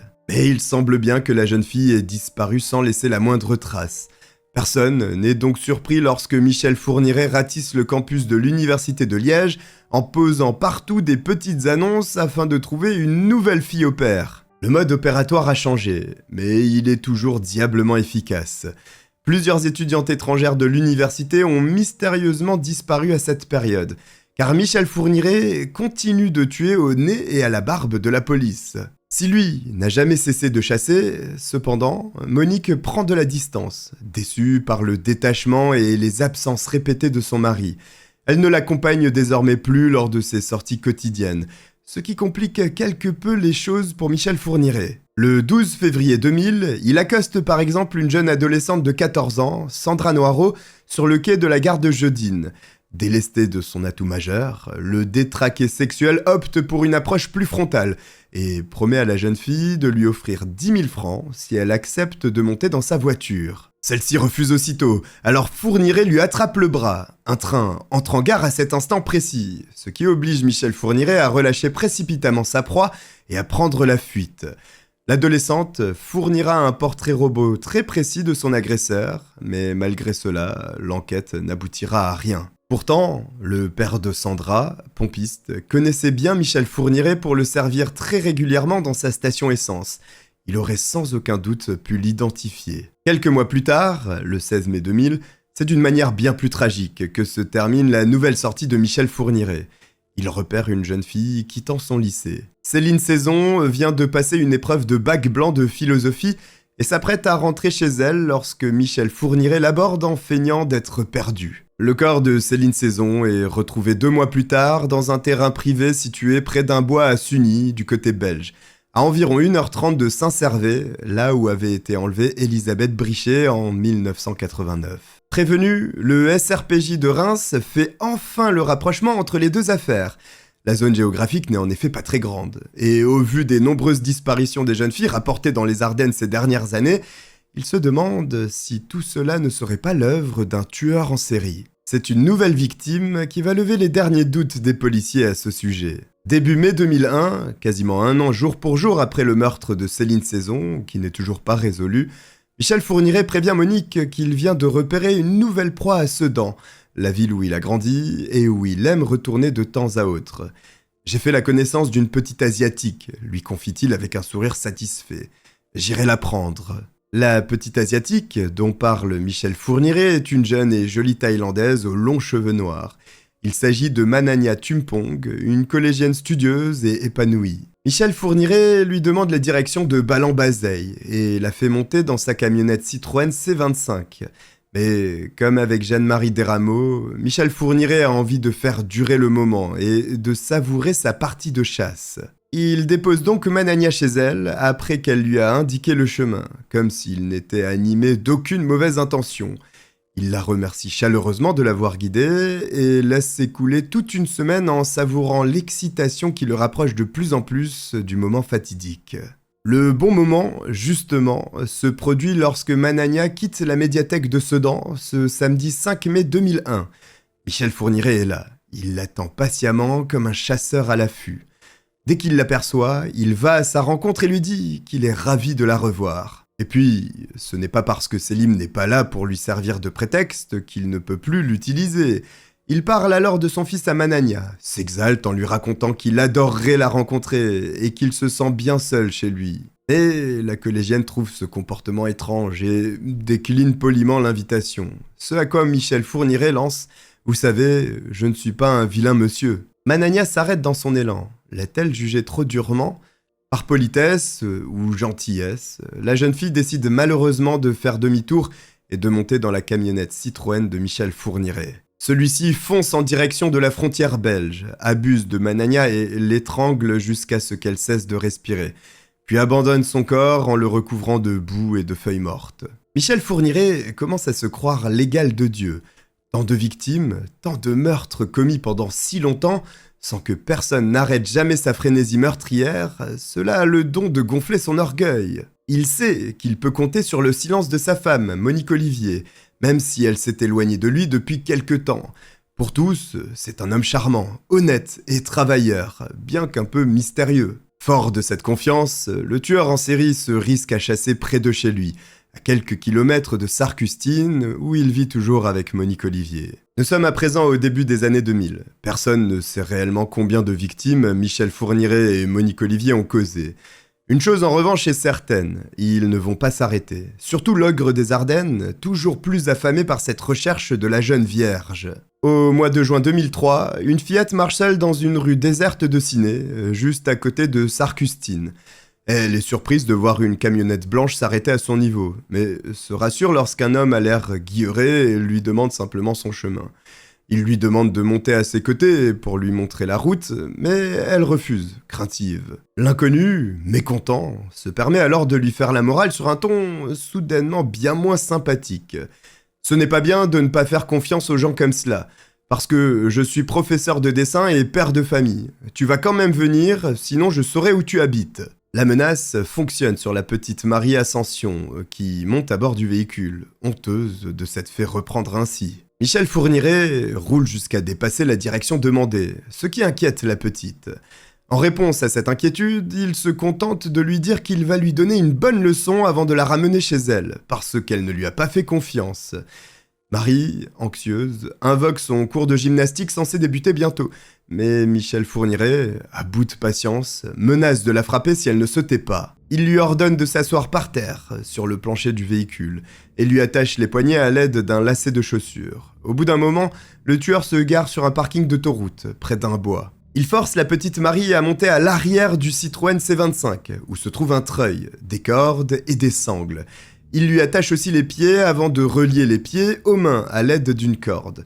Il sangle ensuite cette corde au montant métallique de la fourgonnette, puis claque brutalement la porte avant de reprendre place derrière le volant. Mais ce jour-là, Michel Fourniret commet une erreur qui lui sera fatale et qui fera basculer le destin de la petite Marie Ascension. Il ne serre pas assez les liens de sa victime. Marie parvient à se détacher pendant qu'il roule et, rassemblant tout son courage et faisant preuve d'une bravoure extraordinaire, profite d'un arrêt à un stop pour ouvrir la porte arrière et sauter de la fourgonnette qui la conduisait à la mort. Michel Fourniret ne se rendra compte de la disparition de la fillette que de longues minutes plus tard. Entre-temps, Marie Ascension s'est mise à courir au milieu de la chaussée pour arrêter une voiture et demander de l'aide. La première automobiliste à l'apercevoir stoppe immédiatement son véhicule à la vue de l'enfant qui crie à l'aide et pleure au milieu de la route, et la fait tout de suite monter à bord de sa voiture. Marie se met aussitôt à expliquer ce qu'il vient de lui arriver. Lorsqu'elle termine son récit, soudain surgit la camionnette blanche de Michel Fourniret, revenue sur ses pas pour mettre la main sur la fugitive. Marie reconnaît sans l'ombre d'un doute le véhicule ainsi que son conducteur. Son sang ne fait qu'un tour. Elle crie en pointant du doigt « C'est lui !» La conductrice, qui a recueilli l'enfant, a l'excellent réflexe de noter la plaque d'immatriculation lorsque les deux véhicules se croisent. Elle communique ceci immédiatement au service de police. Moins d'une heure plus tard, les forces de l'ordre se présentent chez le propriétaire du fourgon incriminé, un certain Michel Fourniret. Des investigations sont menées à Sarcustine avec le plus grand des sérieux. On ne plaisante pas avec les kidnappeurs d'enfants, d'autant plus que, selon le récit de la petite Marie Ascension, les policiers ont le sentiment que le criminel n'en est pas à son coup d'essai. Toutefois, ils n'imaginent pas encore ce qu'ils sont sur le point de mettre à jour, l'une des affaires les plus sordides qu'ils n'aient jamais vues et qui s'apprête à bouleverser deux pays entiers, la France et la Belgique. La maison recèle de très nombreux indices que les policiers vont minutieusement numéroter et enregistrer. Des vêtements d'enfants par dizaines, 2 revolvers 357 Magnum, des plans de Sunny, de Ciné, de Bièvre en région parisienne, de Bruxelles, de Gédine, ainsi qu'une multitude de cartes routières à noter. Dans le hangar construit par Michel Fourniret, les policiers découvrent aussi 787 kilos de sel d'enneigement. Nul doute que le suspect de Sarcustine destinait ce sel à une toute autre utilisation que celle de dégager les routes. C'est au tour de la cave d'être fouillé de fond en comble. Dans cette pièce sombre et humide, les agents de police tombent sur 3 chaînes fixées au mur, ainsi que des coquilles de noix ouvertes au sol, vides, ce qui laisse présager que ce sont des êtres humains et non des rongeurs qui ont consommé ces noix. Les policiers échangent des regards tendus, prenant conscience de la gravité de la situation au fur et à mesure de leur découverte. Mais le plus inattendu se trouve dans le bureau de Michel Fourniret, où les enquêteurs saisissent 2 classeurs. À l'intérieur, Michel Fourniret, maniaque et conservateur, a précieusement classé les correspondances qu'il a entretenues avec Monique Olivier en 1987, alors qu'il était emprisonné à Fleury-Mérogis. Les policiers, sans vraiment y croire, ont sous les yeux le pacte macabre conclu entre Monique Olivier et Michel Fourniret avant les débuts de la chasse aux vierges. Monique Olivier, la femme du suspect qui n'était même pas incriminée jusqu'ici, y reconnaît formellement qu'elle est devenue une criminelle en appâtant des jeunes filles pour les lui offrir. L'enquête se poursuit avec la fourgonnette utilisée pour enlever Marie Ascension. À l'intérieur, il trouve une jupe en velours d'enfant, ainsi que des taches de sang, un masque inhalateur pour enfants, des préservatifs, les débris d'une ampoule d'éther et de nombreux liens. Le bilan est plus qu'inquiétant. Sous leurs yeux se trouve le parfait attirail d'un ravisseur et d'un violeur d'enfants. Les agents de police présents répriment un frisson en imaginant ce à quoi la petite Marie vient d'échapper, mais en pensant aussi que d'autres ont certainement vécu des heures de calvaire à l'arrière de cette fourgonnette. La police scientifique prélève pas moins de 4000 cheveux dans le véhicule, cheveux qui seront envoyés pour des analyses dans des laboratoires belges, mais aussi français. Le suspect étant de nationalité française, il est primordial de mobiliser les forces de l'ordre de l'autre côté de la frontière également, afin de collaborer et de recouper tous les éléments suspects ainsi que les disparitions d'enfants qu'ils auraient en leur connaissance. En attendant d'avoir de plus amples informations, les enquêteurs, qui sont tombés des nues, cherchent à savoir si le pacte immonde conclu entre Michel Fourniret et Monique Olivier peut être réel. Comment croire que des parents aient pu se lier ainsi pour le pire, enlever et violer des enfants? La Belgique est encore profondément ébranlée par l'affaire Marc Dutroux, ce criminel et pervers sexuel qui a sévi dans les années 80. L'affaire a été un tel fiasco judiciaire que les policiers belges gardent constamment ce spectre au-dessus de la tête. Si le cas Michel Fourniret est d'une telle ampleur, hors de question pour eux de recommencer les mêmes erreurs. Ils ne peuvent pas se permettre le moindre faux pas. Ils ne le savent pas encore, mais cette affaire est bien de l'ampleur de celle de Marc Dutroux, voire pire, ce qui est absolument inimaginable pour eux sur l'instant. Michel Fourniret est incarcéré le temps de l'enquête. Il peut être gardé 1 an maximum en détention préventive pour la tentative d'enlèvement de la petite Marie Ascension. Au regard des éléments retrouvés à son domicile, les enquêteurs savent pertinemment qu'il a commis bien d'autres crimes sur des enfants. Seulement, sans aveu ou de nouvelles preuves incriminantes, il leur sera difficile de garder Michel Fourniret en cellule plus longtemps. Le temps est compté s'ils ne veulent pas que ce psychopathe soit relâché dans la nature. En s'adressant à Michel Fourniret, les enquêteurs comprennent tout de suite que l'homme ne leur livrera aucun aveu. Il leur parle comme s'il se prenait pour un ministre et aime cultiver le mystère. Froid, inflexible et condescendant, il est pour l'heure inaccessible. Monique Olivier, en revanche, qui serait donc la complice assumée du monstre, semble bien plus fragile. Ils décident donc de concentrer toutes leurs forces sur la femme de ce monstre, afin de la faire craquer. La loi française et la loi belge ont peu de choses en commun en ce qui concerne le déroulement d'une enquête, et c'est ce qui va faire toute la différence. En France, les policiers ne disposent que de 48 heures pour interroger un suspect dans le cadre d'une garde à vue avant qu'un juge d'instruction ne prenne le relais. Tandis qu'en Belgique, aucune limite n'est imposée. Les enquêteurs belges peuvent entendre leur suspect autant de fois qu'ils le veulent, et c'est bien ce qu'ils ont l'intention de faire. Monique Olivier est convoquée entre 1 et 3 fois par semaine dans les bureaux de la police fédérale, sous n'importe quel prétexte. Le but est de l'inquiéter, de la déranger, d'augmenter lentement la pression. Dès le premier interrogatoire, le 4 juillet 2003, elle affirme ne rien comprendre. « Mon mari travaillait normalement à la maison, et je n'ai jamais remarqué un quelconque élément qui aurait pu me faire douter de son comportement », se défend-elle. Début août, lors d'une nouvelle audition, elle se plaint du traitement qu'on lui inflige. « Je vous précise que je n'ai rien de particulier à vous signaler depuis ma dernière entrevue avec vos services. Tout ce que j'ai à dire, c'est que j'en ai assez de tout cela et que j'aimerais que cela se termine au plus vite. » Et les policiers sont tenaces. Ils savent que Monique Olivier a bien plus de choses à leur dire qu'elle ne le prétend, et ils refusent catégoriquement de relâcher la pression tant qu'elle ne cède pas. Un long bras de fer s'engage entre les enquêteurs belges et la complice de Michel Fourniret. La mère de Selim tient bon, s'accroche à son pacte et à son silence. Elle n'en a pas conscience, mais si elle conserve son mutisme encore quelques mois, son mari sera libéré de prison. Les policiers, eux, n'ont que cela en tête. C'est la raison pour laquelle ils décident, au printemps 2004, de demander au juge d'instruction l'autorisation de poser des micros en prison, ce qui serait tout bonnement impossible en France. Ils se disent que ce sera peut-être le seul moyen d'entendre enfin des aveux, car Michel Fourniret et Monique Olivier se retrouvent 1 fois par semaine dans une cellule aménagée, sans surveillance et réservée au couple. Malheureusement, Michel Fourniret, très précautionneux, ne leur donnera rien à se mettre sous la dent. Seule Monique Olivier confie à son époux qu'elle craint de se retrouver bientôt en prison. Ce n'est pas un aveu, mais c'est tout de même mieux que rien. Cela signifie aussi que Monique Olivier est à bout.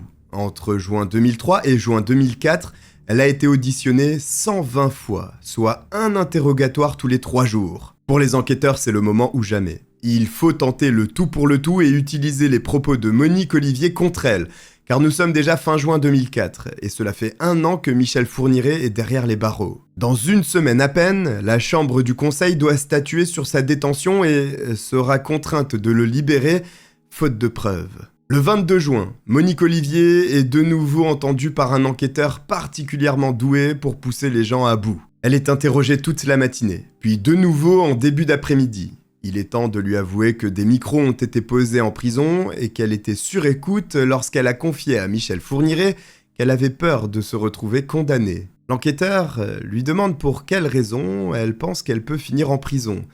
Et tout à coup, Monique Olivier craque. « Je suis maintenant décidée à vous dire toute la vérité. Je le sais parce qu'il me l'a dit que mon mari, Michel Fourniret, a déjà tué 2 jeunes filles. Je ne voudrais pas être considérée comme complice. Mon mari partait régulièrement seul avec son véhicule. Il me disait qu'il allait draguer ou chasser. Je sais que son obsession, depuis toujours, est d'entretenir des relations sexuelles avec une jeune fille vierge, ce qu'il n'a jamais connu. À 2 reprises, les choses se sont passées de manière plus violente. En fait, à 2 reprises, il m'a dit que ça s'était terminé par la mort des jeunes filles. Je sais que les noms de ces jeunes filles sont Céline Saison et Manania Tumpong. Monique Olivier promet qu'elle n'a pas d'autres éléments en sa possession, mais c'est déjà bien assez pour les enquêteurs qui travaillent sur le dossier Fourniret. 2 crimes, cela ne fait pas de Michel Fourniret un tueur en série, mais ils obtiennent enfin l'élément qui leur permettra de faire obstacle à la libération du tueur. Et puis, Monique Olivier a-t-elle réellement dit tout ce qu'elle savait ? Les noms de Céline Saison et de Manania Tumpong sont prononcés pour la première fois de la bouche de Monique Olivier, alors que les familles n'ont encore pas la moindre réponse. Le policier qui recueille les aveux de Monique Olivier ne les connaît pas, car les faits s'étant produits en France, les dossiers sont instruits du côté français. L'audition est donc interrompue pour reprendre quelques jours plus tard en compagnie des policiers français chargés des 2 enquêtes. Le 28 juin, Monique Olivier est à nouveau convoquée. Les enquêteurs sentent qu'elle ne leur a pas révélé toute la vérité et veulent utiliser un élément d'actualité afin de la pousser à parler. Le procès de Marc Dutroux. Il vient justement de prendre fin à Arlon, à 100 km de là. Pédophile et tueur en série, Marc Dutroux a été condamné à la réclusion à perpétuité, tandis que sa compagne, Michèle Martin, écope de 30 ans d'emprisonnement. La conclusion de l'affaire fait les gros titres des journaux locaux, et au vu des similarités entre l'affaire Dutroux et celle qui se profile sous leurs yeux, les enquêteurs se disent que Monique Olivier pourrait très bien s'imaginer à la place de Michèle Martin.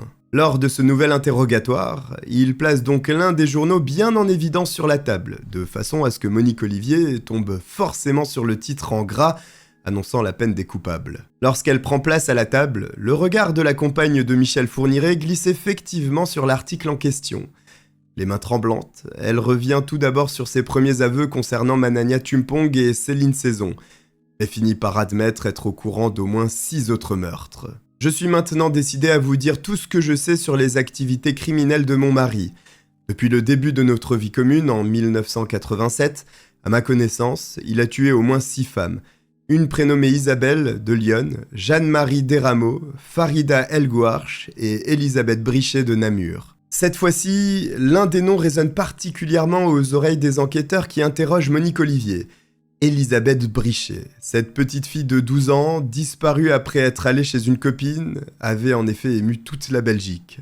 L'enquête qui a été menée pendant 15 ans n'a jamais rien donné, et voilà que le nom de la petite ressort tout à coup associé au nom de son tueur, Michel Fourniret. Côté français, les policiers connaissent aussi très bien le cas Jeanne-Marie Desrameaux, Isabelle de Lyon, qui est en réalité Isabelle Laville, la première victime de Michel Fourniret, ainsi que Farida El Gouarch, la femme de Jean-Pierre El Gouarch, l'ex-codétenu de Michel Fourniret, dont la famille était sans nouvelles depuis 1988. Ce ne sont pas moins de 6 affaires de disparition et de meurtre qui trouvent soudain toute leur résolution en ce mois de juin 2004.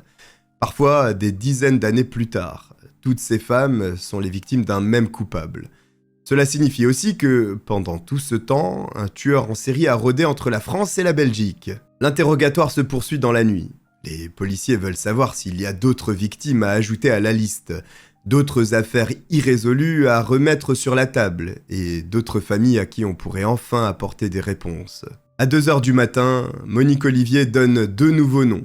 Fabienne Leroy, dont le cadavre a été retrouvé dans un bois près de Mourmelon en 1988, et Natacha Danet, découverte sur une plage de Loire-Atlantique en 1990. Ce qui porte le nombre total de victimes à 8. Difficile de croire qu'il n'y en ait pas d'autres, en sachant que le tueur en série a sévi sur une période de 15 ans. Le lendemain, Michel Fourniret écoute la radio depuis le fond de sa cellule. Et c'est ainsi qu'il apprend que Monique Olivier, sa complice de toujours, vient de le trahir. Dans le bureau de la police fédérale de Dinan, il n'a d'autre choix que de confirmer les propos de son épouse en reprenant un à un les noms qu'elle a communiqués et en énumérant froidement ses crimes. Elisabeth Brichet, étranglée. Jeanne-Marie Desrameaux, étranglée. Isabelle Laville, dans la région de Serres, morte par étranglement. Michel Fourniret raconte sans la moindre émotion qu'il tue machinalement. Et en racontant ces détails sordides pour chacun de ses meurtres, l'ogre des Ardennes n'est pas peu fier de sa carrière de tueur en série. Il n'hésite pas à préciser un fait que Monique Olivier avait omis de rapporter. Son épouse a participé à tous les enlèvements. D'ailleurs, la liste n'en finit pas de s'allonger. En février 2005, lors d'un nouvel interrogatoire, Monique Olivier parle de 2 autres victimes jusque-là inconnues des policiers. Une jeune fille du village de Saint-Cyr-les-Colons en 1988 et une autre à la gare routière d'Auxerre, 2 ans plus tard. Ces 2 affaires étant françaises, le commandant de la police judiciaire de Reims en est aussitôt informé. Il découvre sans tarder que ses aveux sont liés à 2 affaires qui n'ont pas été élucidées. La disparition de Marie-Angèle Domès, pupille de la DAS, disparue en 1988, et le meurtre de Johanna Parish, la jeune Anglaise de 20 ans dont le cadavre avait été découvert dénudé dans une rivière près d'Auxerre. Le total des victimes de Michel Fourniret et Monique Olivier en est déjà au nombre de 10. Le corps sans vie d'Isabelle Laville est découvert 17 ans après son meurtre, dans le puits dans lequel Michel Fourniret l'avait jeté. Celui de Fabienne Leroy quelques semaines après le crime. La petite Natacha Danet avait quant à elle été découverte 3 jours après son meurtre sur une plage. Mais il faudra plus de temps pour trouver les restes de Manania Tumpong et Céline Saison, respectivement 1 an et 3 mois. Jeanne-Marie Desrameaux et Elisabeth Brichet seront déterrées sur la propriété du château du Sautou, d'après les indications communiquées par Michel Fourniret. Monique Olivier ainsi que Michel Fourniret sont mis en examen pour ces différents meurtres et enlèvements, car la femme de l'ogre des Ardennes a enfin admis sa complicité active à ses côtés. Les experts psychiatres, chargés d'examiner Monique Olivier dans la perspective de son procès, indiquent que selon eux, la femme a été, je cite, « une actrice lucide des scénarios imaginés pour enlever les futures victimes et a facilité la réalisation des faits de manière active qui cache une tendance perverse masquée.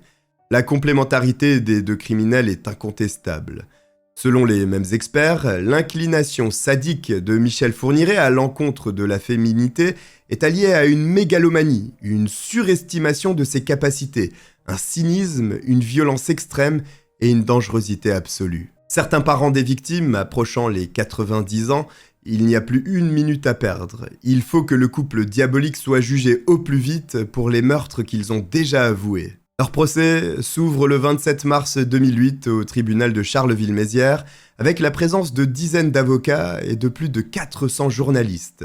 Une cellule d'accueil psychologique est même créée pour les familles des victimes. Après 3 mois d'un procès extrêmement éprouvant, le juge condamne Michel Fourniret et Monique Olivier à la même peine de prison, la perpétuité, assortie d'une peine de sûreté de 30 ans. Une peine plus lourde, finalement, que pour la compagne de Marc Dutroux, et qui prouve bien que Monique Olivier et Michel Fourniret étaient tous 2 animés de la même perversité. Mais un autre dossier résonne dans l'esprit des enquêteurs qui viennent d'être informés de la présence d'un tueur en série de grande envergure sur le territoire français. Car le 9 janvier 2003, à Guermantes, la disparition d'une petite fille a soulevé une vague de terreur et d'émotion dans tout le pays. D'autant que, malgré les moyens colossaux mis en œuvre, elle n'a jamais été retrouvée. Il s'agit de la petite Estelle Mouzin, 9 ans à l'époque. Et si par malchance, elle avait, elle aussi, croisé la route du pédophile et meurtrier Michel Fourniret.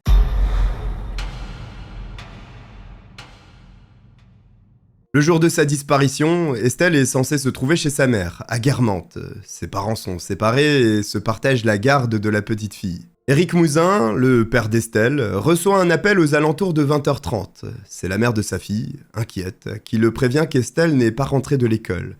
Elle la cherche depuis des heures, et même après avoir fait le tour de tous les voisins chez qui sa fille a quelques copines, elle est sans la moindre nouvelle d'elle. Éric Mouzin comprend tout de suite que la situation est dramatique. Il fait nuit et une vague de froid s'est abattue sur la France depuis une semaine. D'ailleurs, ce soir-là, il neige à gros flocons. Si elle s'est perdue à l'extérieur, Estelle pourrait bien mourir de froid. Éric saute donc dans sa voiture et rejoint Guermantes le plus vite possible, où l'attendent déjà des pompiers ainsi qu'un équipage de la BAC. Les voilà partis en pleine nuit et en pleine tempête de neige, fouillant l'obscurité de chaque recoin à l'aide de leurs lampes torches. Mais à 3h du matin, les recherches sont stoppées sans que personne n'ait pu retrouver la moindre trace de la petite fille. Malheureusement, dans ce dossier, les premiers manquements ne tardent pas. La brigade criminelle du SRPJ de Versailles, unité spécialisée dans ce genre d'affaires, n'est prévenue par les policiers du commissariat du coin que 24 heures plus tard. Disons-le, trop tard dans le cas d'une disparition d'enfant. À cause de la neige qui tombe en abondance, ils vont en plus mettre 3 heures à se déplacer jusqu'au domicile de la mère d'Estelle, alors que le trajet se fait en à peine 1 heure habituellement. Une fois sur place, ils commencent par reconstituer l'emploi du temps d'Estelle. Le 9 janvier, elle quitte l'école avec l'une de ses copines, Céline. Puis les fillettes se séparent devant une boulangerie. Il fait déjà nuit à cette période de l'année, mais Estelle connaît par cœur le chemin qui la ramène chez elle. Quelques minutes plus tard, elle est aperçue par une autre de ses copines accompagnée de sa mère. Alors qu'elle se trouve à seulement 450 mètres de sa maison, elle se volatilise. Près de 400 maisons, situées sur le trajet emprunté par Estelle, sont perquisitionnées. Et tous les habitants de Guermantes doivent justifier de leur emploi du temps pour ce fameux soir. Quelques personnes signalent bien un véhicule gris ou blanc suspect, mais c'est tout. Du 13 au 16 janvier, des barrages routiers sont mis en place à Guermantes, tandis que le parc du château de la ville, les bois environnants, ainsi qu'un étang situé non loin sont passés au peigne fin, sans résultat. Personne ne comprend où exactement, ni comment Estelle a pu être enlevée. Le verglas recouvrait toutes les routes le soir de sa disparition et la circulation était particulièrement difficile. Déjà, faute de nouveaux éléments, l'enquête s'enlise. Mais une amie d'Estelle va apporter un élément dont les enquêteurs, après avoir eu connaissance de l'affaire Fourniret, vont garder un souvenir lugubre. Une vingtaine de jours avant la disparition de la fillette, son amie a été abordée par un homme au volant d'un fourgon alors qu'elle venait de descendre, seule, à son arrêt de bus. Elle explique que la fourgonnette blanche roulait très lentement et qu'elle s'est arrêtée à son niveau avec la vitre baissée. L'homme au volant lui a souri et, en avisant le cartable qu'elle portait sur les épaules, lui a proposé de la raccompagner jusque chez elle pour la soulager du poids de ses cahiers. La petite a répondu poliment qu'elle était presque arrivée, ce qui a déplu à l'inconnu, qui a continué de rouler lentement près d'elle pendant un certain temps. À l'époque, les enquêteurs chargés de retrouver Estelle font appel au souvenir de la petite fille pour dresser un portrait robot de l'inconnu qui lui aurait demandé de monter dans son fourgon. Un homme, maigre, barbu aux yeux bleus, portant des lunettes rondes et qui semblait sale. Une conférence de presse est organisée le 27 juin 2003 et après celle-ci, la police judiciaire de Versailles reçoit un coup de fil de la SRPJ de Reims. Il s'avère que les policiers de Reims viennent juste d'être informés par les enquêteurs belges qu'un certain Michel Fourniret, un Français installé en Belgique, vient d'être arrêté pour une tentative d'enlèvement sur une jeune fille de 13 ans. L'homme a d'ailleurs un passé de prédateur sexuel et aurait de la famille en France, notamment en région parisienne. Dès 2003, un an avant que Monique Olivier ne passe aux aveux, Michel Fourniret fait déjà office de suspect dans la disparition d'Estelle Mouzin. Les circonstances avec lesquelles il a enlevé la petite Marie Ascension peuvent correspondre à celles de la disparition d'Estelle, qui pourrait bien être tombée sur le chauffeur de la fourgonnette. De plus, le portrait robot est étrangement ressemblant. Seulement, les enquêteurs ne font pas le lien. Pour eux, ce dessin ressemble tout aussi bien à Éric Mouzin, le père d'Estelle. La police judiciaire de Versailles entend tout de même la famille de Michel Fourniret, en France, pour tenter de creuser cette piste. Sa fille, Anne, affirme qu'il est venu la voir fin décembre car elle venait d'accoucher, mais qu'il serait reparti le 31 et elle ne l'a pas revue depuis. Interrogée à son tour, Monique Olivier répond qu'ils n'ont pas quitté la Belgique depuis cette fameuse date. En août 2003, la police judiciaire de Versailles reprend contact avec les enquêteurs belges pour demander ce qu'on appelle une mission exploratoire à la recherche de preuves pouvant relier Michel Fourniret à la disparition d'Estelle chez lui, à Sarcustine. Parmi les centaines de scellés saisis par les policiers belges, on retrouve bien quelques éléments qui interrogent. Il s'agit d'un fax que Fourniret a envoyé à son frère le 12 janvier 2003, soit 2 jours et demi après la disparition d'Estelle. Il écrit qu'il est passé à Ville-sur-Lume, non loin de Charleville-Mézières, dans une maison qu'il a héritée de sa sœur. Malheureusement, les investigations ne seront pas poussées plus loin au sujet de cette fameuse maison. Il est aussi retrouvé une facture de téléphone dans les papiers de Michel Fourniret. Celle-ci indique que le jour même de la disparition d'Estelle, aux alentours de 20h, un appel de 99 secondes a été passé depuis le téléphone fixe de Michel Fourniret au domicile de Jean-Christophe, son premier fils. Le tueur en série ne pouvait donc se trouver matériellement chez lui, en train de passer un appel à son fils, et en même temps en France pour enlever Estelle Mouzin. Pendant 2 longues années, l'enquête patauge et n'avance plus. Mais après les aveux de Monique Olivier, les cartes sont rebattues. Michel Fourniret est un tueur en série qui vient d'avouer à ce stade 8 premiers meurtres d'enfants et de jeunes filles. Trop d'éléments mènent à lui, il faut l'entendre à nouveau dans le cadre de la disparition d'Estelle. Les enquêteurs de la police judiciaire de Versailles se rendent donc jusqu'en Belgique. Michel Fourniret est de nouveau interrogé sur son emploi du temps le jour de l'enlèvement d'Estelle. Malheureusement, le hasard fait qu'il souffre d'un terrible trou de mémoire ce jour-là. Il ne se souvient pas de son emploi du temps pour la journée du 9 janvier 2003.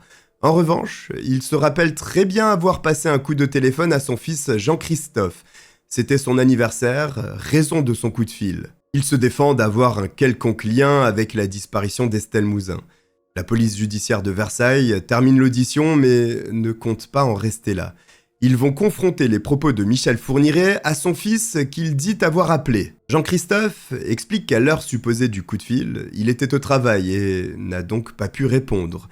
Il ne se souvient pas non plus que sa femme lui ait parlé d'un appel de son père en son absence. Au tour de Monique Olivier de confirmer ou d'infirmer les dires de son époux. Elle déclare que Michel Fourniret est le seul qui a pu passer cet appel car elle ne connaissait pas Jean-Christophe et son épouse. Elle n'avait même jamais demandé leur numéro de téléphone à son conjoint. Ce fameux appel, passé à 20h le jour de l'enlèvement d'Estelle, devient donc l'alibi de Michel Fourniret qui, pour les enquêteurs, ne peut être le coupable. Ils ne changeront plus jamais d'avis.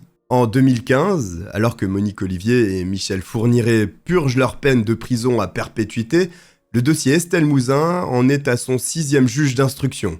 Éric Mouzin, le père d'Estelle, désespéré et se sentant abandonné par la justice française, s'est entouré des 2 meilleurs avocats de Paris afin de relancer l'affaire. D'ailleurs, les avocats d'Éric Mouzin, tout comme lui, n'ont jamais cru à cette histoire d'alibi téléphonique. Ils sont persuadés que le coupable est bien Michel Fourniret. Le couple Fourniret est en prison depuis plusieurs années lorsque le téléphone de l'un des avocats d'Éric Mouzin se met à sonner. Une ancienne codétenue de Monique Olivier a des révélations à faire. Elle raconte que celle-ci lui a parlé d'une de ses parties de chasse hivernales. Michel Fourniret avait repéré 2 petites filles à la sortie de la ville et qui se sont séparées au coin d'une boulangerie. Il neigeait particulièrement ce jour-là. Monique poursuit calmement son récit. Il m'a dit « Si je ne suis pas rentré à telle heure, tu passes un coup de fil à mon fils. Tu laisses sonner 2 fois et tu raccroches. Ça pourra me servir. » Il s'agit ni plus, ni moins du scénario de l'enlèvement d'Estelle Mouzin. Et il s'avère exact. L'alibi sur lequel repose tout le dossier s'effondre. 5 jours plus tard, Monique Olivier est entendue par la police judiciaire de Versailles au sujet de cet aveu. Mais elle nie farouchement avoir tenu ses propos. Puis elle déclare, un peu plus tard au cours de l'audition, « Oui, j'aurais pu faire cette chose-là, mais sincèrement, je ne m'en souviens pas. » Michel Fourniret, entendu à son tour, nie aussi catégoriquement être impliqué dans cette histoire et se tient à sa première version. En 2018, le père d'Estelle Mouzin décide d'attaquer l'État en justice pour faute lourde dans ce dossier qui rejoindra bientôt les nombreuses autres affaires jamais résolues.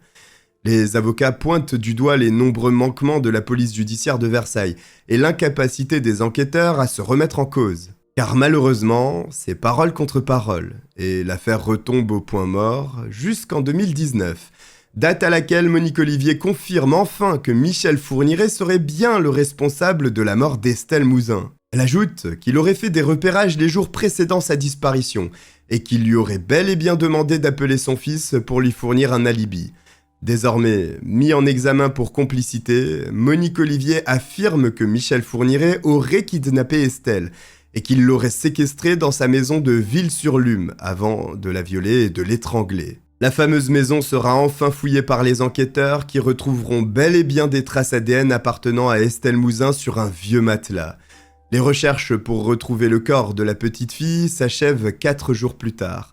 Mais ce dernier ne sera jamais découvert, tout comme celui de Farida El Gouarch et Marie-Angèle Domès. Ces nouveaux éléments de preuve, indiscutables, conduisent à la mise en examen de Michel Fourniret en novembre 2019 pour l'enlèvement et la séquestration, suivi du meurtre d'Estelle Mouzin.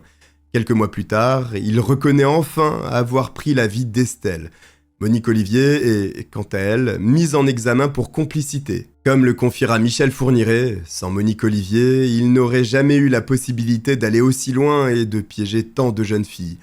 La mère de famille rabatteuse et l'ogre des Ardennes ont choisi de s'associer pour le pire, laissant dans leur sillage macabre de très nombreuses vies brisées. En 2021, Michel Fourniret meurt en prison des suites de la maladie d'Alzheimer, jugulé à des problèmes cardiaques.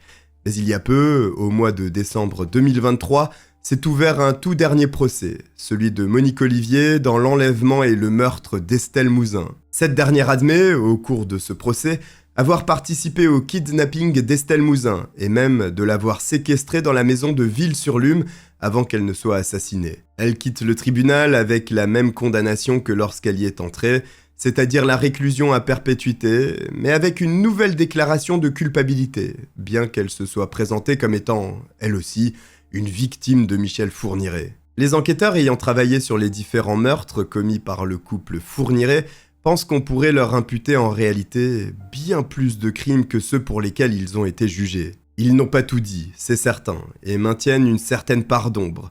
Malheureusement, les victimes pourraient être de l'ordre de la trentaine, voire de la quarantaine. Des meurtres non résolus que l'on ne pourra peut-être jamais lier à l'ogre des Ardennes, faute de preuves.